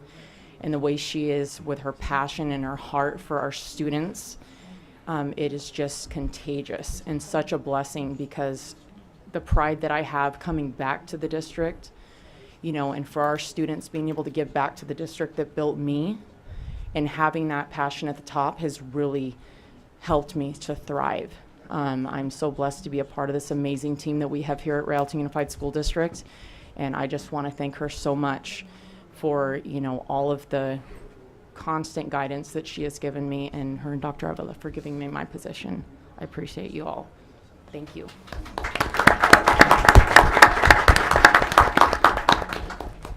Let me quickly just apologize. I had all my slips here in order, and somehow they became out of order. So I do apologize. Dr. April Clay, you can join us now. Welcome. Thank you so much for allowing us to just, be here to celebrate. And when everybody got up for Fawcett, I was like, oh my God, I want to cry. Like, how amazing is that? The love. Because people left their homes. I promise it's hard to get people to leave their houses. Exactly. We've had plenty of other board activities, and they do not come out, and they all came out to support this staff member. So it's amazing, the love. That she's pouring love into these kids and the families. But anyways, okay, that's not why I'm sitting up here. I am sitting up here as representative of Clay Counseling Solutions in support of the presentation that was offered by the District APAC. And I want to tell you beautiful District APAC folks, who I never get to see because I don't actually know when you guys meet, but I'm going to fix that. I'm going to start coming. Hold me accountable. That I appreciate the work that you've done. I am excited that you went to NASB. Thank you for sharing that information with us. Thank you, board, for feeling it to be important enough to send and support those parents to go on that journey to learn and bring back and share with others. That's super important. I do want to share with you just a couple things. First, I want to applaud the steps that the district has taken in terms of the work that's been done to support the social and emotional needs of our kids. And I can say firsthand that I see that work. I'm in the trenches. The organization that I serve does provide clinical support, and we do provide licensed and certified clinical therapists that do the services in the schools. So I am excited to see that venture expand. I would love to be a part of the process of helping make sure that the kids get the services that they need, but most importantly, I'm supportive of whatever road you guys take to meet the needs of our families in this community. Then a publication written by the American Counseling Association, it was reported that, and I quote, "It is important that the school staff in the district attempts to address the issues of parents who respond and voice their concerns, as we saw demonstrated tonight. This will demonstrate to parents that, one, you did listen, and two, you care about their issues, and three, that you will follow through." I think it's really important that you know that we as parents don't always have a way to share our concern without having so much passion that you guys want us to leave. I'm just telling the truth. Sometimes it's like, why is she back and why won't she sit down and be quiet? We gave you what you need. Please stop. But it's important that we know that this is not an adventure by ourselves. We're here with you. And so speaking as a parent, I think the advocacy work that we do is scary at times. But then as a district staff member, as a school administrator, as a school counselor, which is actually my credentialing training, and I actually trained school counselors, I know that the advocacy is scary at times because your money is tied to it, your livelihood is tied to it. So I'm going to also share a quote with regard to that. It says that the advocacy, in that same article, advocacy is one of the most difficult duties as a counselor, as a district administrator, especially when your jobs and your livelihood are on the line. Even if we do not feel that we can advocate on behalf of others, we still need to teach and empower parents with whom we work and advocate on behalf of their children. In the school system, parents have the power. So congratulations, parents, you have the power. Excuse Typically, me, parents- excuse me, your Yes? time is up. Oh, okay, I'm sorry. So last thing then, I'll just close and say this. The parents that presented to you tonight shared several concerns, the district African American parents. I want you to hear those concerns, but then also see me demonstrate my love and support of their efforts as I offer you guys my monetary backing on your journey.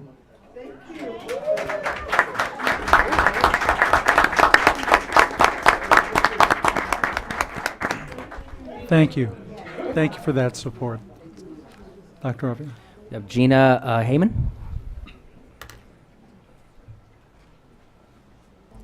Welcome. I'm Gina Heyman, and I'm parliamentarian for the DAPAC. Good evening, board members, Dr. Avila, and the community. One thing that left a huge impression on me during that NASB conference was how certain educators came up with very unique styles that were culturally related to our African American students. Their success rate was tremendously high, so I would like to see Rialto Unified School District move in that direction. And if you need assistance, I'm sure DAPAC and our team will be happy to assist. Thank you. Thank you. Latrita Luster.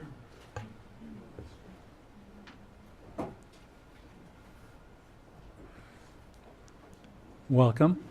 Thank you for having me. Acknowledging all the board members and everyone here. My name is Latria Luster. I'm a proud parent of Farrell Hunter, who's a student, a special ed kid that was here 2002 to 2014. He matriculated to the special education program. So that's where my passion is. I also have a daughter who started here 2009 currently. So to our initiative about strategy number 5, ensuring resources and our assets are developed towards supporting students' learning experience, that's very important to me. Also the one ensure that how we evaluate students, black students going to the special education, that's done with care. That is not done just with care, but with passion, and it's done very intentionally. And that one of our biggest initiatives are about parents' engagement.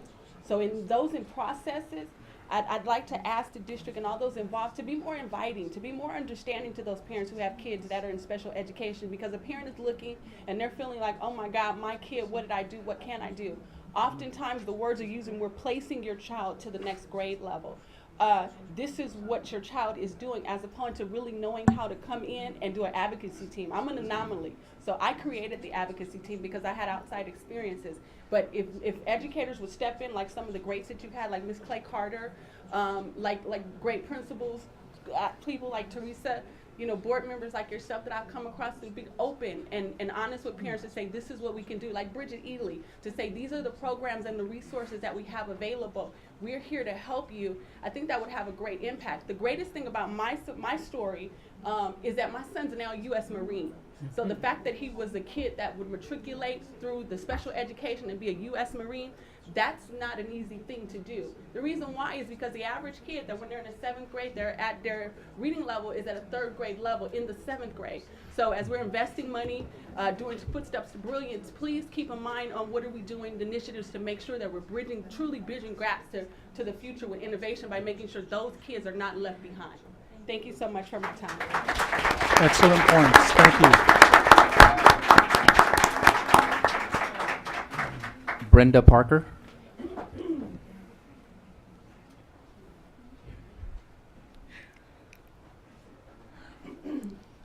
Welcome. I know, I'm hurrying. I need 6. I need 6. Oh, maybe not that many, maybe 4.5. Okay. Good evening, President Martinez, board members, our awesome Superintendent Avila, and community. My name is Brenda Parker, and I am the proud president of your district African American Parent Advisory Council. I would like to take a moment to put an emphasis on and charge you, the board, with the action steps that were so eloquently presented by our Vice President, Paul Scott. Number 1, instructional assistants assigned specifically for our Black students at all grade levels.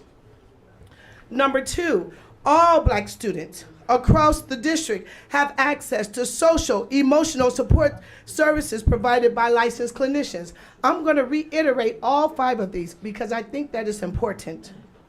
Number 3, that they also receive, number 3, that they also receive culturally responsive restorative practices taught and implemented through the use of family community intervention councils.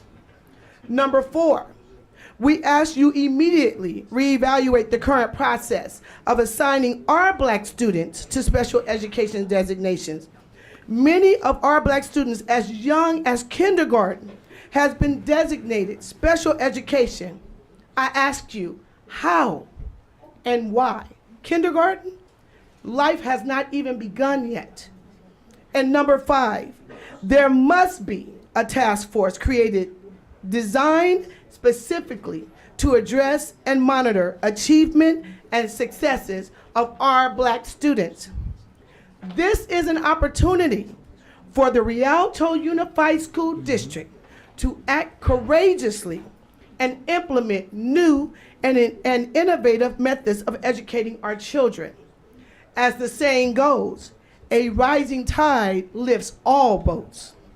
This is an opportunity for the district to positively impact the learning of all students, serving not just to put the district on the map nationally as an innovator and change maker, but also elevating education in the Inland Empire while producing the most technological and culturally advanced students who will serve as the catalyst for improving the infrastructure and economic landscape of this area for generations to come. Yes, there's going to be oppositions. There has always been opposition.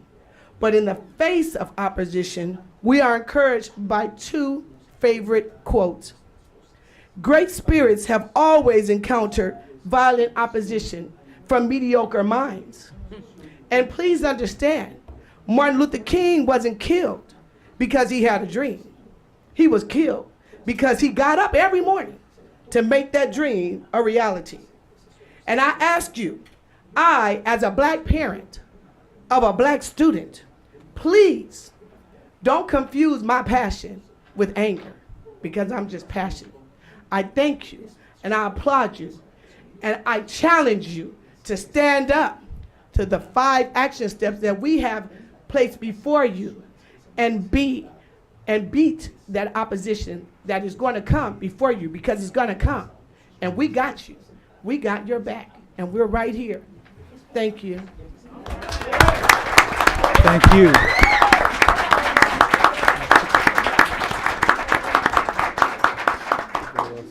Nikki Dedman.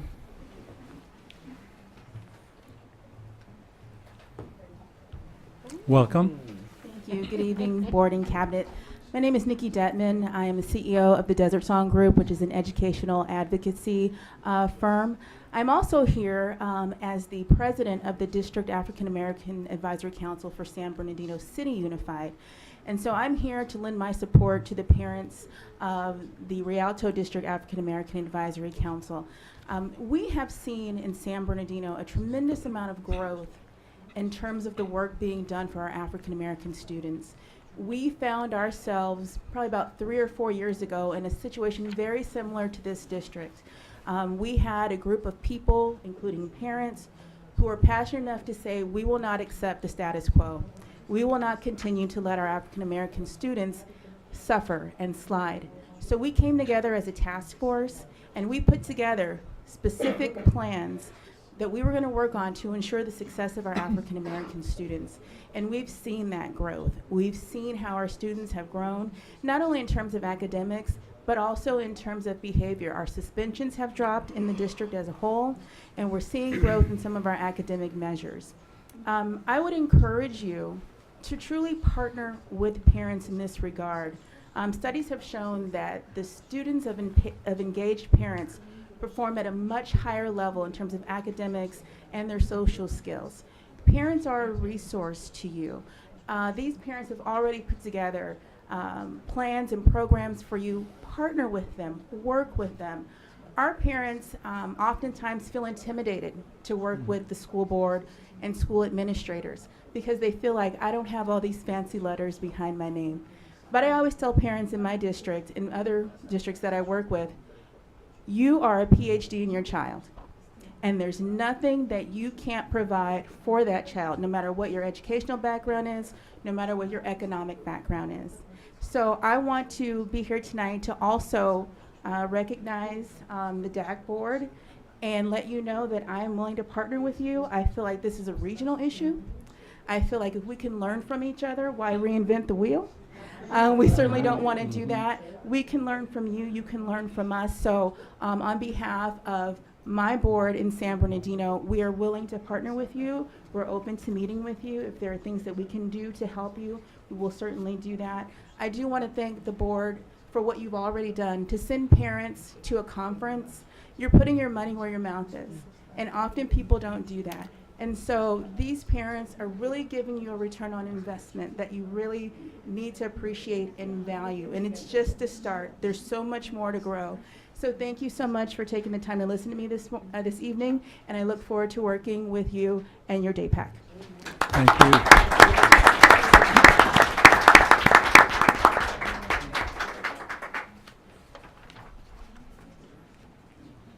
Christina Krishnar. Krishan.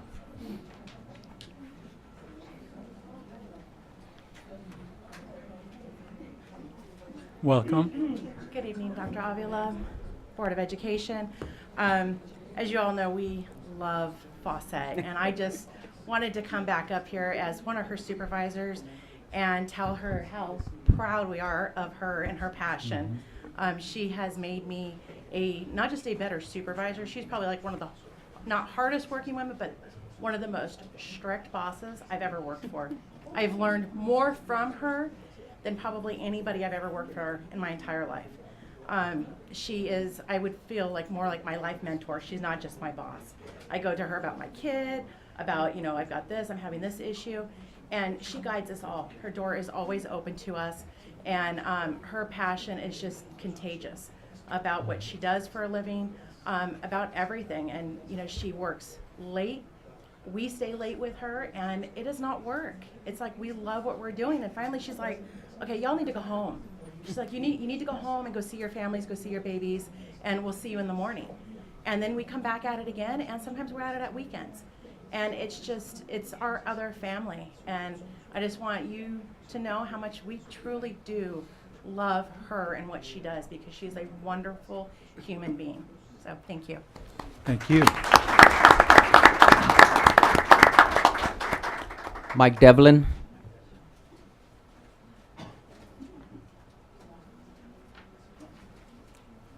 Devin Morris. Sarah Aguilar.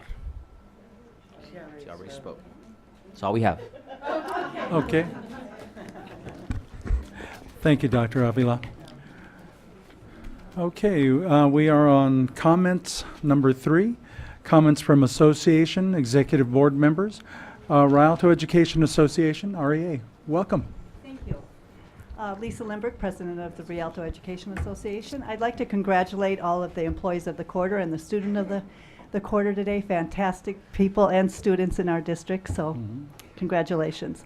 I also want to thank Teresa Brown for her invitation to me to the Black History Month celebration at Carter High School. It was amazing, very lovely event, and I was very happy to attend. I also want to mention the Safe Schools Symposium we did today, and I believe Saida Joffrey did organize that. It was amazing. Our students were so inspirational today. A couple of our board members were there, and you heard them. They are so articulate, and they know what they want, and the future is bright for us. That's all I have to say on that. And the last thing is, if you attended any of the Dr. Seuss celebrations last week for Read Across America, many of you may not know that the National Education Association, our national union affiliate, is the one that came up with that celebration many, many years ago. And it's across the country. And here in Rialto, every year, REA gives away mini grants to our teachers. And this year we are very happy to give away $3,000 worth of mini grants to our teachers. So all of those things you saw, the decorations, the food, the books, some of that was paid for with REA donations. And our members from elementary all the way through high school participate, because many think it's just an elementary thing. But actually, more of our secondary people get involved, because they send busloads of their students to the elementaries, and they read stories, and they talk to kids. So I just wanted to share that with you. It was a great time. Thank you. Thank you. Okay, California School Employees Association, CSEA, welcome. Good evening, School Board, President Martinez, Dr. Avila. I'm here today to thank the board and Dr. Avila. We sent 45 of our classified members to the Paraeducator Conference, and I'm in the process of still communicating with all of the employees that participated in that. The ones I've spoken to said it was amazing. They had 25 breakout sessions in different training areas, and they said they were very, very informative. I know Ria said that there was approximately, I believe, 72 people that had applied for that, and we were able to send 45. And just the feedback that the ones that were not able to attend are so looking forward to next year. So, but I do want to say thank you, and that is for our instructional assistants, and they said it was amazing, and some tools that they can use in the classrooms. But thank you. Thank you. Communication Workers of America.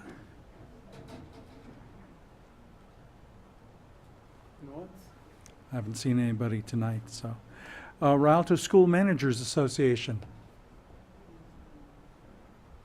You're still partying with Fawcett. Probably not, really. Okay. Comments from the superintendent, Dr. Avila. Thank you, President Martinez. And March has a lot of awareness celebrations, but more than ever, we celebrate the power of women, and during Women's History Month. And I can tell you it's something that's very dear to my heart. I have 3 beautiful daughters and a wife, and I see the amazing things that they bring, not only to our family, just in their own contributions to the life of others. I do want to congratulate employees of the quarter, Ms. Hampton, Mrs. Hampton, Mrs. Rojas, and Mrs. Davis again for the power of women again. It rises.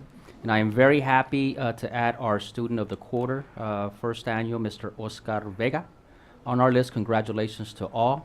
And while all are well deserving, again, I do want to take a quick second to just thank Fawcett for the exemplary way that she goes about fulfilling her duties and responsibilities. It is really the quintessential employee, and we have many in our district, but our goal is to make sure that every employee in this district exemplifies those very same qualities. Think of the position that we would be in if every employee conducted himself or herself in the way that Fawcett does. Every day, service with a smile, and the work ethic is just amazing. Our administrative staff, with the support of the board, we continue to work together on ways to bring about the best in each of our employees, and we'll continue to do the same because we know that our students are the primary beneficiaries of our great efforts. I also want to address the conversation that has been out for the last 2-3 weeks, and that is the planned national walkouts across schools and universities throughout the country. Part of it is related to honoring the victims of the tragedy in Florida a few weeks back. And this is something that, as a superintendent, we want to acknowledge and support our students' rights to protest, our students' rights to voice their First Amendment. But I want to make sure that it is done in a way that benefits them, the district, and our community. It is still, and I ask that if you are listening, and especially if you are a parent, to share this information with other parents who may not be listening at this point in time. We will have information go out to parents in the coming days, just to remind them to have these conversations with their children regarding expectations on this planned day. That is Wednesday, March the 14th.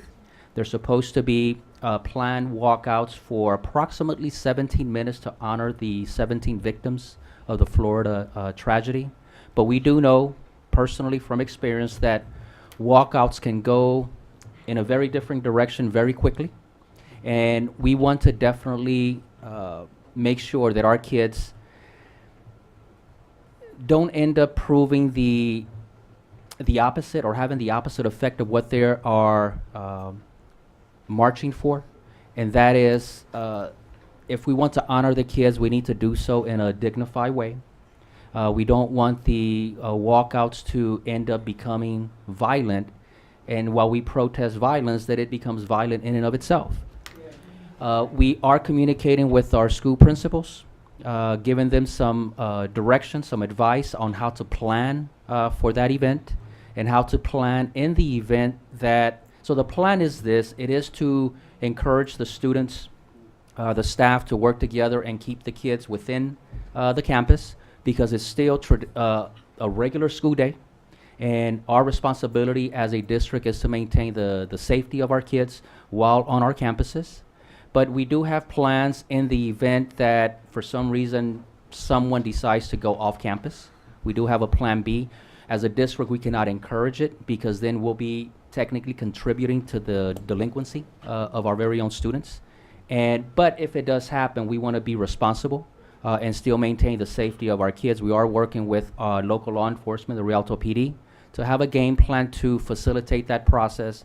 And we hope, our plan is that the 17 minutes are used wisely with activities on campus and that our kids resume class immediately thereafter, or if the entire day is going to be used for learning opportunities for those students to be able to, again, voice their concerns, voice their ideas for safety.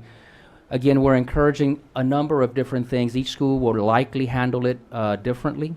We're asking students to perhaps consider writing to the families of the victims. We are asking students to consider standing in a classroom for 17 minutes as part of honoring the 17 victims. Some schools plan to have an open mic to allow students to come and speak and voice their opinions, their suggestions on campus. I'm suggesting that students be encouraged to meet 17 people that they have never spoken to on campus, whether it's students or staff. One of the one of the trends this morning when we met with our DSAC students was they believe that we need more communication on campuses, that we need more communications among students and more communication between adults and students. They believe that that is a big reason why many students do not feel safe on campus. And so that is our plan. We do have a game plan for the 14th. I understand that there are follow-up walkouts later this month and one on April the 20th. Again, we want to be able to use these opportunities as teachable moments, growth opportunities for our kids. We're encouraging the principals to work with their staff, especially social studies teachers, but it's not only them, to use these as opportunities to inform and educate the kids, and also to listen. And then I'll transition with DSAC today. So as adults, we often feel that we have the answers to everything, and especially when interacting with students. Students have a voice, and we have a responsibility to listen to them. We know that in traditional instruction in a classroom, it is often the adult doing 90% of the talking, and students are expected to listen 90% of the time. It should be probably flipped, if not at the very least 50-50, because just as students learn from a teacher, teachers, when they listen, they learn from their students. And so today, with Saida and her team leading the way, we organized a forum where we invited all of our DSAC representatives to come to the district office and set up in a round table. And we invited dignitaries from our local representatives from the state and Washington. We had 3 of our board members who were present, as well as others from local law enforcement. Mr. Hardy Brown, Joseph Williams were in attendance. And here was the challenge. We divided the program into 2 halves, and the first half was for the adults to simply listen. So we spent 1 hour just listening. There were no questions. We were not allowed to interact with the students. Our only job during that first hour was to listen. We were successful. I didn't think that we could pull it off because, again, as adults, we have the answers and we're very edgy to share and address the things that are being heard. But I am very proud to say that the adults behaved, we listened, and the students, as was shared earlier by Lisa, were just amazing. The energy in the room was, it's hard to describe for me. It was very powerful, but it's hard to put a word on it because what we were hearing and the way that it was being expressed was just something very tear-jerking that towards the end I kind of broke down because school safety to me is very personal. I had a brother and a sister who dropped out of school because they did not feel safe. And I lost a number of friends to tragedies growing up, to gun tragedies and with gun violence.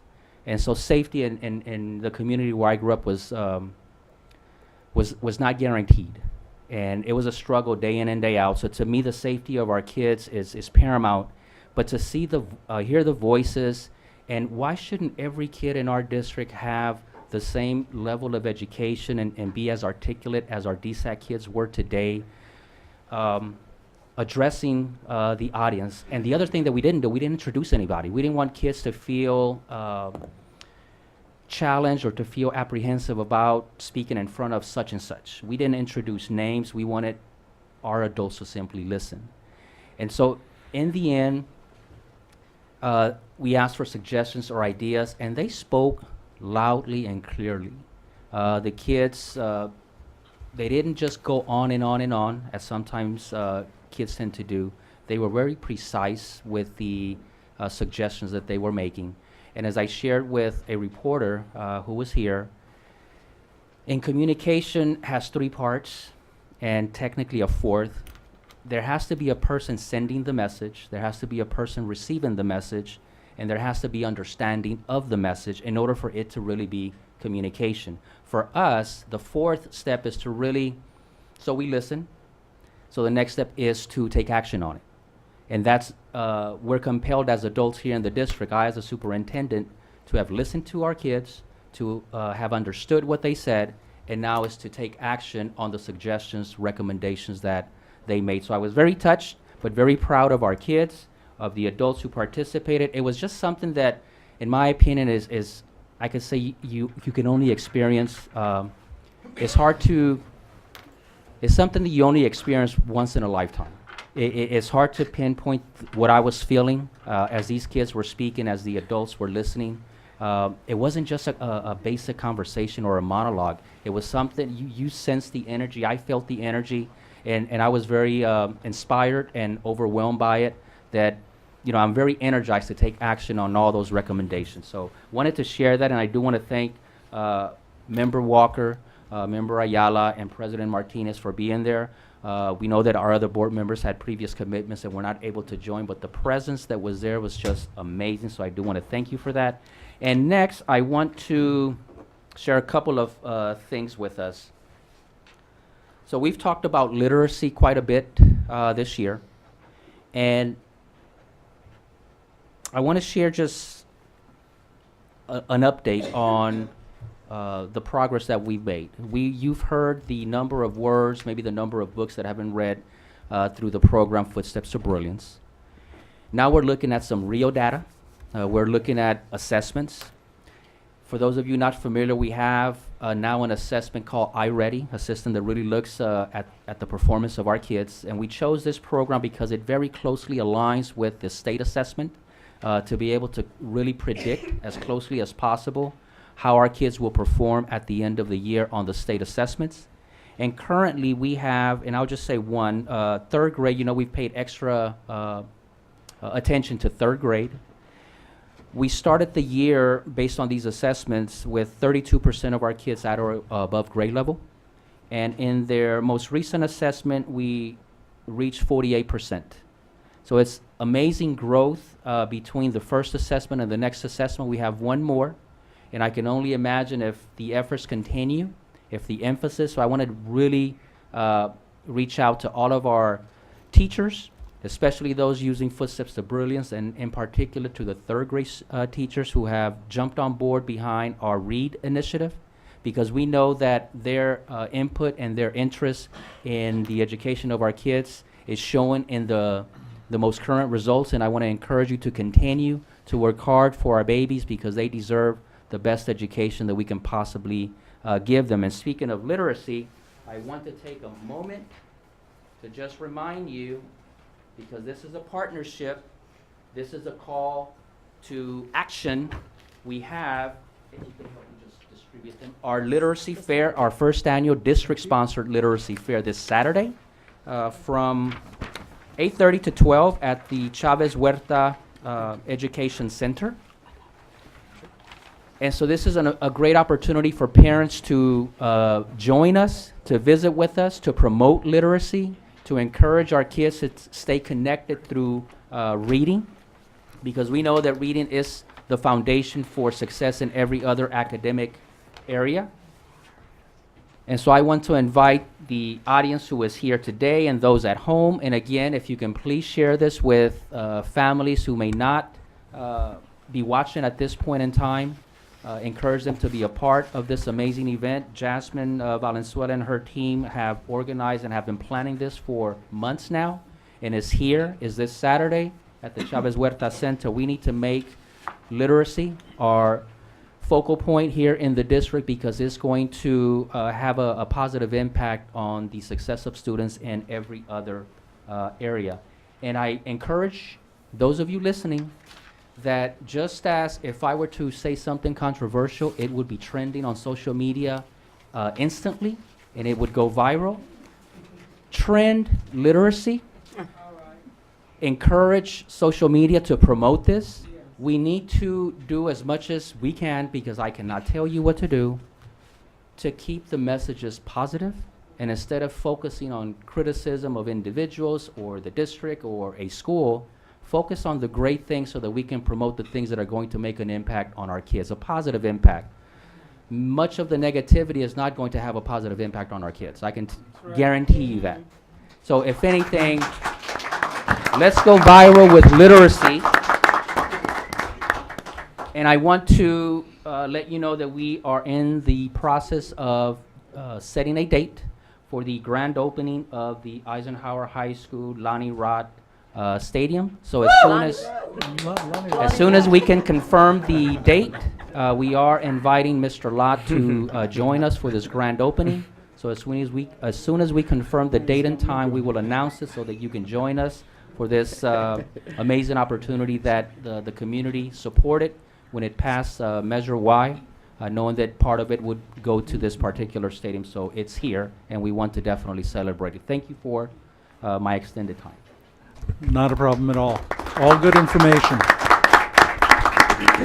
Coming over to you, Mr. Eric. Okay. Good morning, good morning. Good evening, everybody. Good morning. First, I want to talk. I want to talk about encouragement. Encouragement goes a long way. I know personally, if I'm encouraged to do something outside of school or in the school, I'm always on board with it. So I'm asking parents to encourage us students, and even students encourage your peers on campus and encourage them to do more inside your schools and empower others. And I strongly believe that students like Oscar and countless others, if they are encouraged to do more, Rialto will be known as the best city in Southern California. Yeah, that's all I want to really say. Thank you. Excellent. Thank you. And we know you've got school in the morning, so you're welcome to leave at your choice. No, I'll just stay. Okay. Appreciate that very much. Okay, Mr. Ayala. Well, thank you, President Martinez.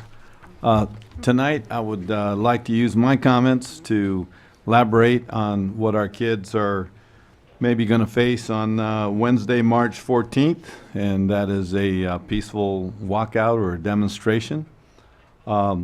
It's important to learn what has happened in history, even with peaceful demonstrations, okay? Because we don't want to forget the past.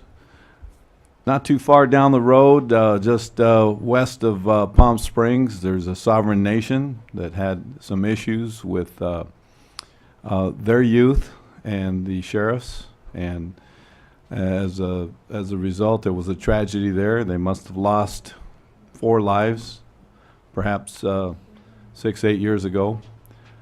And when you think about the details, if the key word communication would have been implemented by the stakeholders.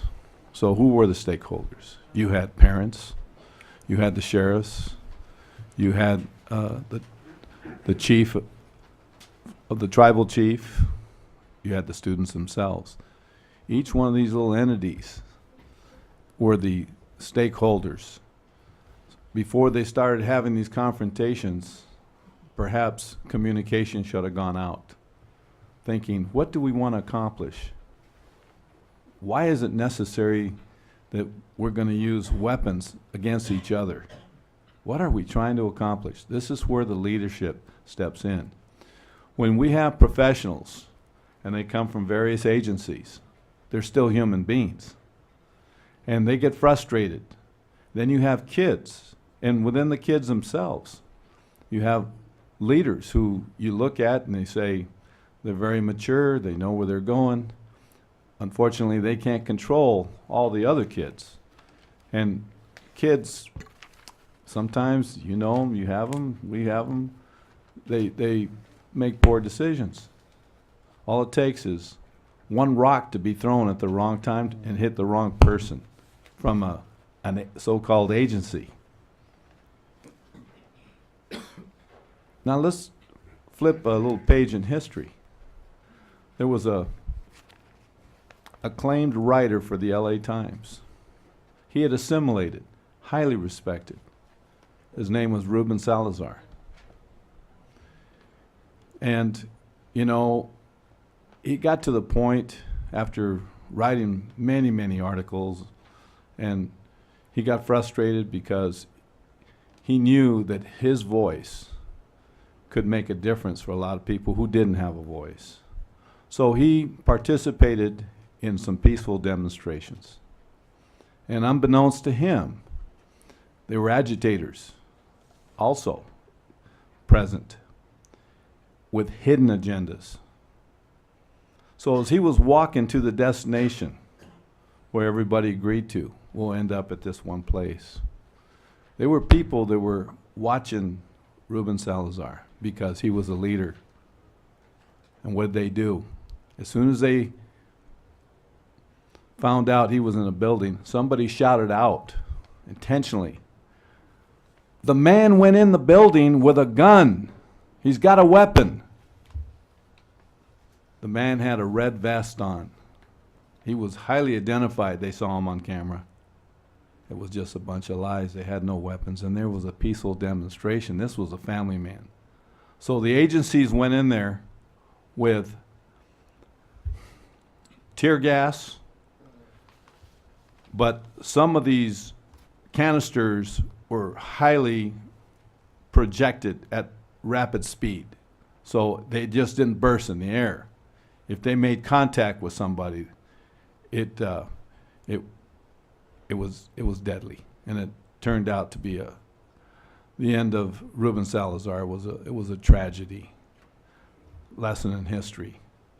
Not too far away, you know, the sovereign land, the problems with the youth. 4 of them lost their lives not that long ago. It was in the newspaper, with agencies that were supposed to protect them. There were agencies that launched those missiles to take out Ruben Salazar, the agencies themselves. These are stakeholders that have leaders. And when there's confrontation and things get out of hand, communication. Before it even starts, I like what Dr. Avila said. You know, you got to send a message. Somebody's got to receive that message. They have to understand it, and there's got to be a plan of action by every single stakeholder, or else you don't do it. That guarantees that if things start going south, we told you this went this way. If one rock went flying, if we see people acting and shouting names, this thing ends. We don't go any farther. And the leaders, you put your cameras out there, and then you can identify the people who were there for hidden agendas. I didn't say this to scare you. One of our #1 priorities is to take care of our kids. And we do it in many different ways. We all have our stories to tell, but it's for educational purposes. Thank you for the opportunity to share a few stories with you.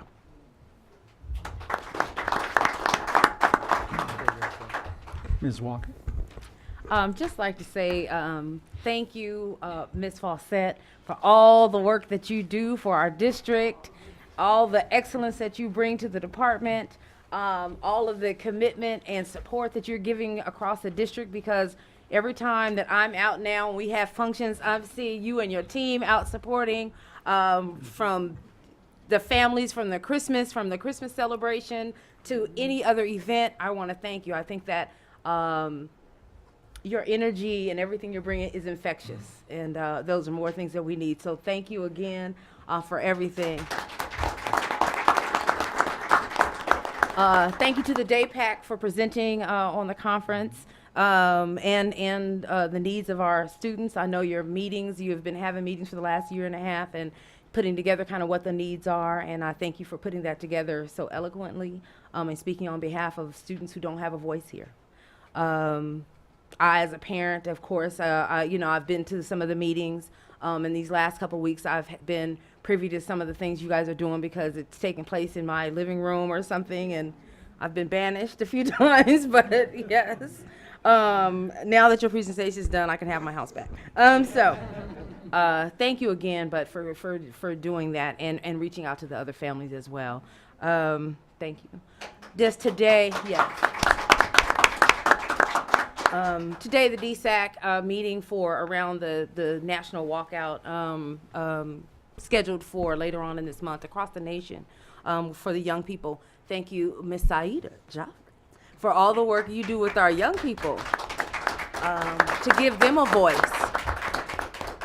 Because I have worked in several districts in the area in the last 10, 15 years, and there is not a district that has such an organized way of bringing their leaders together, the middle school and high school. So it's just usually high school, not even middle school, and understanding that kids have a voice, and I'm saying kids, young people have a voice, regardless of what their ages are. And so giving that format, Dr. Avila for having the leadership to say, yeah, we're gonna do something. All of our staff who's come together and work with that, from our classified to our certificated, everybody that was there today, and bringing in our city partners as well. I'm excited about the fact that they had their own ideas about things. I'm excited about them thinking about what they could possibly do next week. I know that as a decision maker in the district, we're not, don't walk out. We don't want to, the main thing is don't walk out before we count ADA, right? You're like, I don't care what you do. Do you think we get ADA? Oh, I know about that. So, but to say in a constructive way, to make sure that the young people have a way to express themselves, they feel that and know that we support what they do and the decisions, and then hopefully this will be a catalyst for them to institute other changes on their campuses as well as their communities. But this was a start to give them the voice, especially in this district, and hopefully past this national thing that happens somewhere else, that they think about the things that happen in their own communities and campus and feel how they can organize and come together to improve their campuses. So thank you again, Dr. Avila, and the district here. And I look forward to the young people and their administrators who are going to help and lead them through next week and the success they'll have next week. Thank you. Thank you, Ms. Right. That's almost saying like Lonnie Rott. Right. Look at That's what you said. I didn't think about it, but we've spelled that wrong correct all these we'll years. We'll correct them in a minute. Yes, we knew what you I meant, heard I that, think we and you got me doing it now. So, all right.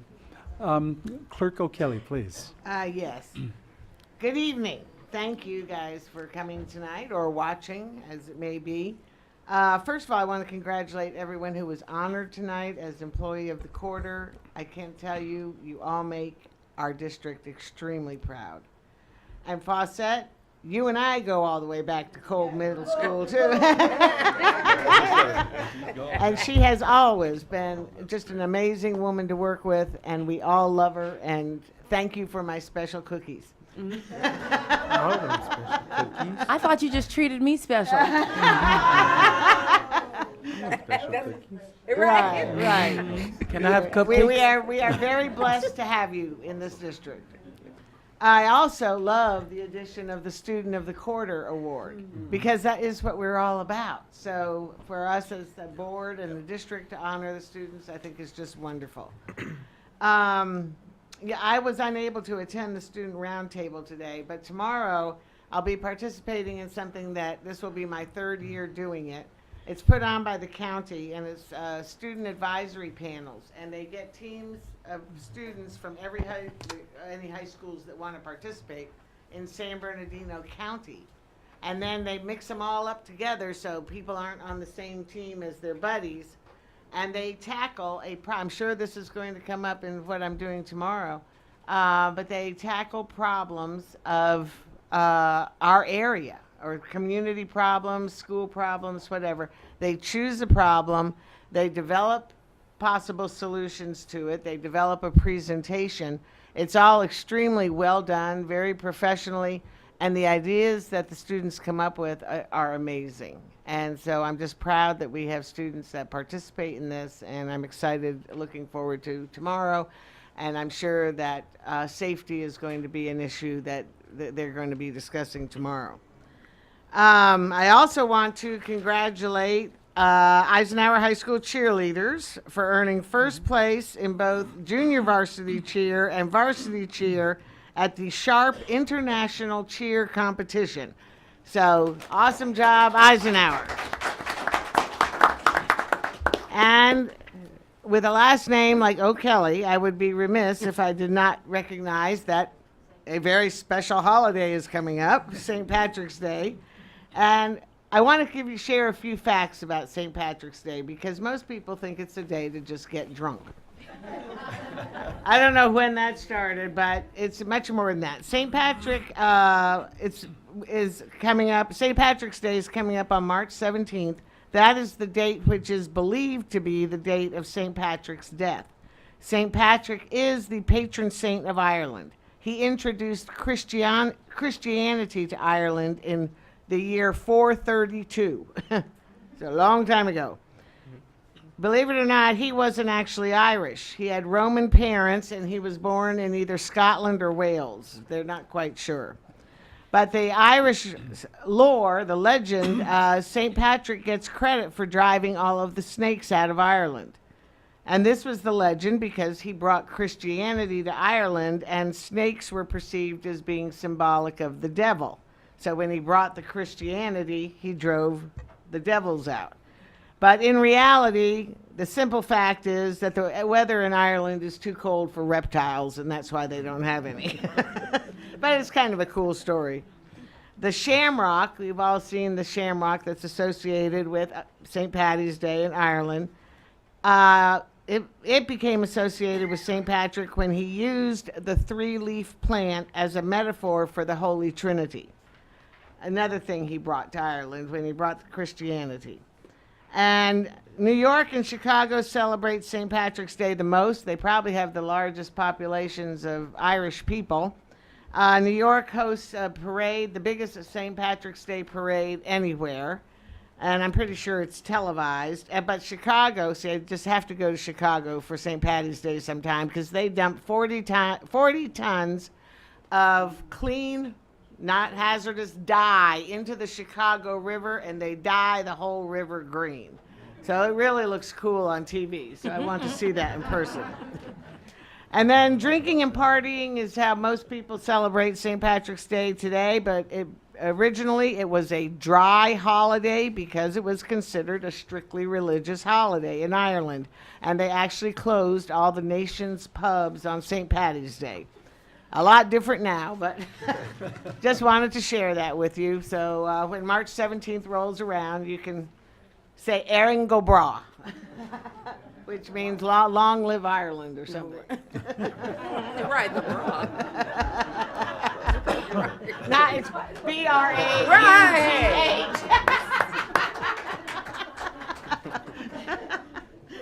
Okay, thank you all.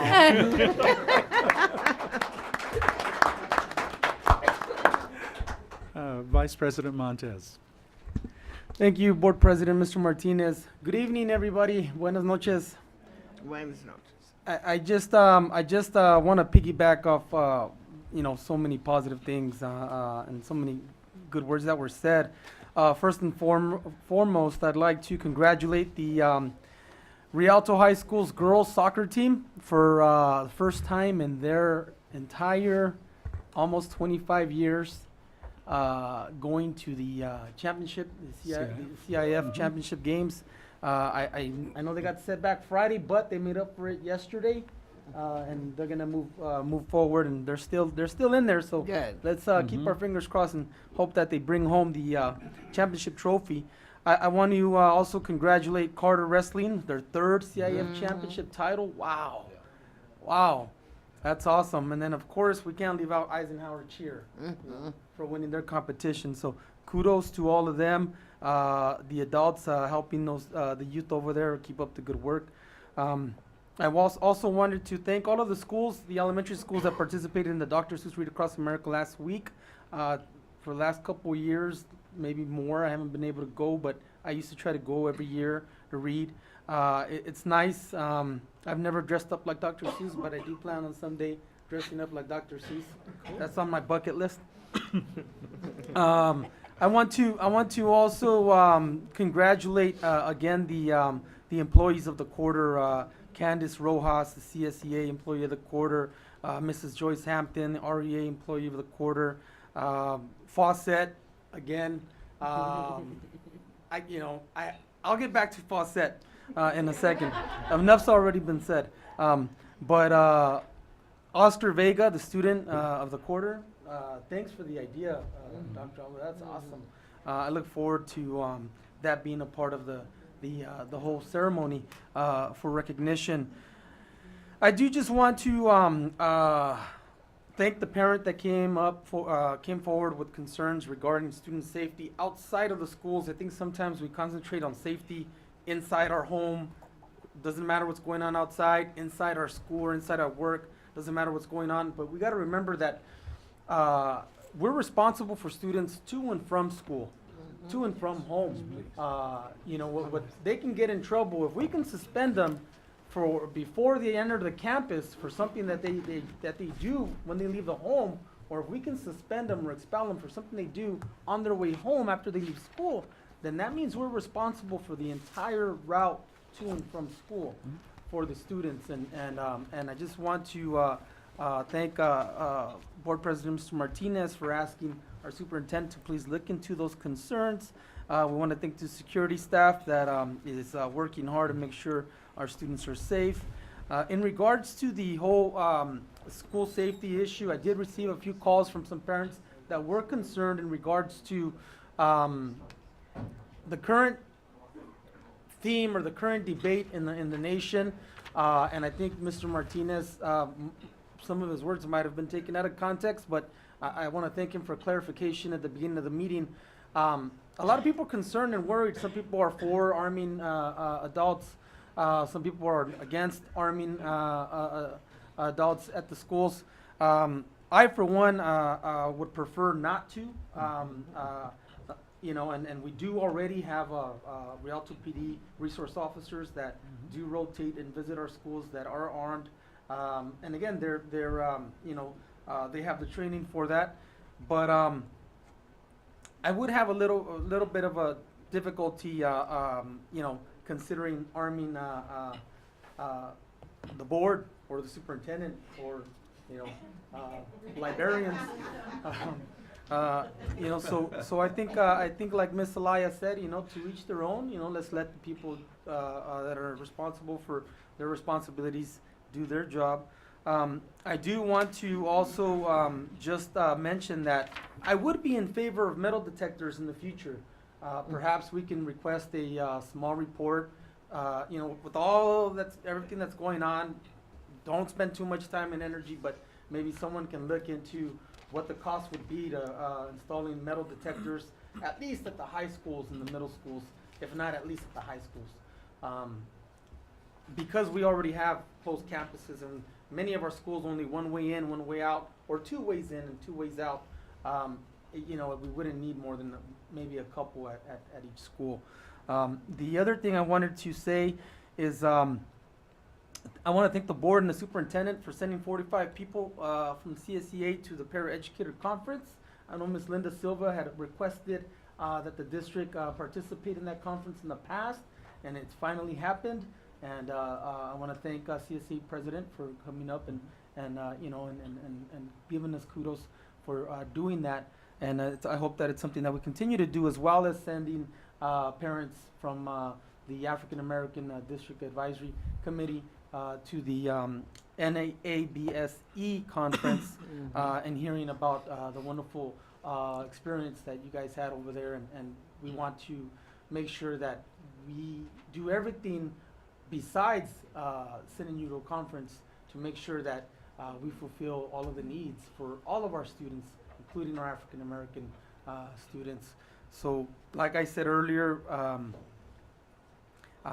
if you guys would like or are interested in maybe the district looking into African American ethnic studies, it's a possibility that we might be able to look towards that down the road. A lot of schools are doing it across the country. It's helping tremendously. A lot of students who feel disconnected, who don't feel that they can relate to the just regular education. So that might be a passion, just like some kids get passionate about music, others about sports, others about, you know, different things. Some kids get passionate about learning about culturally relevant education. And I look forward to partnering with anyone who wants to look at that, those possibilities down the road. I do want to also just thank Saida for organizing the Safe School Student Roundtable. I heard a lot of good things about it. I'm sorry I couldn't participate, but I know you guys held down the fort. And I want to thank all of the district participants in that, board members that were able to go. I just want to, I'm going to participate in that protest and that walkout. I don't know what I'm going to be doing, holding a sign or you know, a bullhorn or whatever the students want to do, but I want to be there. You know, I've always been on the other side of politics. I've always been, you know, as a youth, anti-political. I've always been a protester, a marcher. Agitator. No, I've been called a rabble-rouser a few times, but you know, that stuff is sometimes needed. Yeah. Sometimes it's needed. You know, and we've seen lots of it during the Chicano movement, you know, and during the civil rights movement. We've seen a lot of that stuff, and those rights were fought for to be able to peacefully protest, and you know, those rights should be exercised every now and then, because sometimes that's what we need to, you know, get people to wake up and listen. So I plan on being there, whatever I can do, Saida, superintendent, board, whatever you guys want me to do, even if it's just, you know, to go help with security, whatever. I'll be there. So I'm looking forward to that. Also this Saturday, the literacy fair. You know, I want to commend Mrs. Jasmine Valenzuela and everybody that's taking part and participating and putting together this Saturday, March the 10th, at the Dolores Huerta Chavez Center from 8:30 to 12. Maybe me and I think I'm gonna go, and me and Quetzal will be there. Quetzal is my kindergartner son, so we'll be there eagerly participating in the literacy fair, and we hope to see everybody that can make it. Also, I'm looking very forward to the grand opening of 3.5 years in the making of the Ronnie Lott. What did I say? Lonnie Rott. World famous Ronnie Lott, not Ronnie Rott, not Lonnie Rott, but Ronnie Lott, Eisenhower Stadium, and we don't hold it against Dr. Avila. You know, he's new to the district. No, we won't be offended. You know, Ronnie Lott is a world-known, famous football legend, but we won't hold it. We won't hold it against you. I'm sure you got tongue-tied. I get tongue-tied sometimes. So we're looking forward to that finally fruitating, and again, thanks to Mr. Islam and everybody who made that possible to begin with, and everybody who's made it possible finishing of that project. And then last but not least, have a wonderful spring break. I know a lot of people are looking forward to spring break. I'm looking forward to spring break. When does it start? Thursday. Next Thursday. Next Thursday. And the following week. And we're saying, you know, enjoy your spring break, because this is our last board meeting of the month. Okay. So enjoy your spring break, and again, Fawcett, you know, I love how colorful you are. Yeah. Every time she's at a board meeting or at an event, she's got the brightest colors, and I love that about her. And thank you so much for being who you are, regardless of titles, and regardless, you know, for being humble and really giving your recognition to your staff members and the people who work with you, and who work under your leadership. So thank you again, from the bottom of my heart. And everybody, good evening. Have a good night. Ready to start the board meeting? 9:30, yeah. And President Martinez, just to Yes, sir. clarify, we do have a board meeting on the 28th Yes. of this month, Yes, right we after do. spring break. Okay. It was like, dang. I don't have a whole lot, but I did want to comment. Good. Yes, thank you. I did want to comment I know, I just on. meant it's getting so late. Yeah, you're right. It is. Right. Sorry. That's all right. We can't always behave. Just be good. Okay. I did want to comment on the DSAC meeting today. There were 5 questions asked of the students on school violence. What goes through your mind? 2, do you feel safe on your campus when you hear random social media threats? 3, walkouts on campus. Regarding, what do you think about regarding the scheduled March 14th walkout? What is your opinion, or what do you feel about guns on campus? And what can the district do to improve safety? And Dr. Avila went through all the students instead of just at random, and asked for one thing, one comment. Very few had a single word answer, but of them there was comprehension. I can't read my own writing. Students' lunch, standing at lunch, more security, work on intruder safety, metal detectors, more innovation, more police officers, need to be safer, better student-teacher connections, intruder drills, locking the doors, and thought and communication and pre-planning. These are great answers. We have some great students, and everyone was extremely impressed with the student responses. There is no doubt in my mind that the next generation and the generation after that is going to be of sound mind and able to care for us aged ones and lead into the future, well into the future. I like the idea of the student of the quarter, Dr. Avila. Consider adding middle school and high school. It may make for a little longer board meeting, but that's okay. Okay, that's already in the works. Thank you. I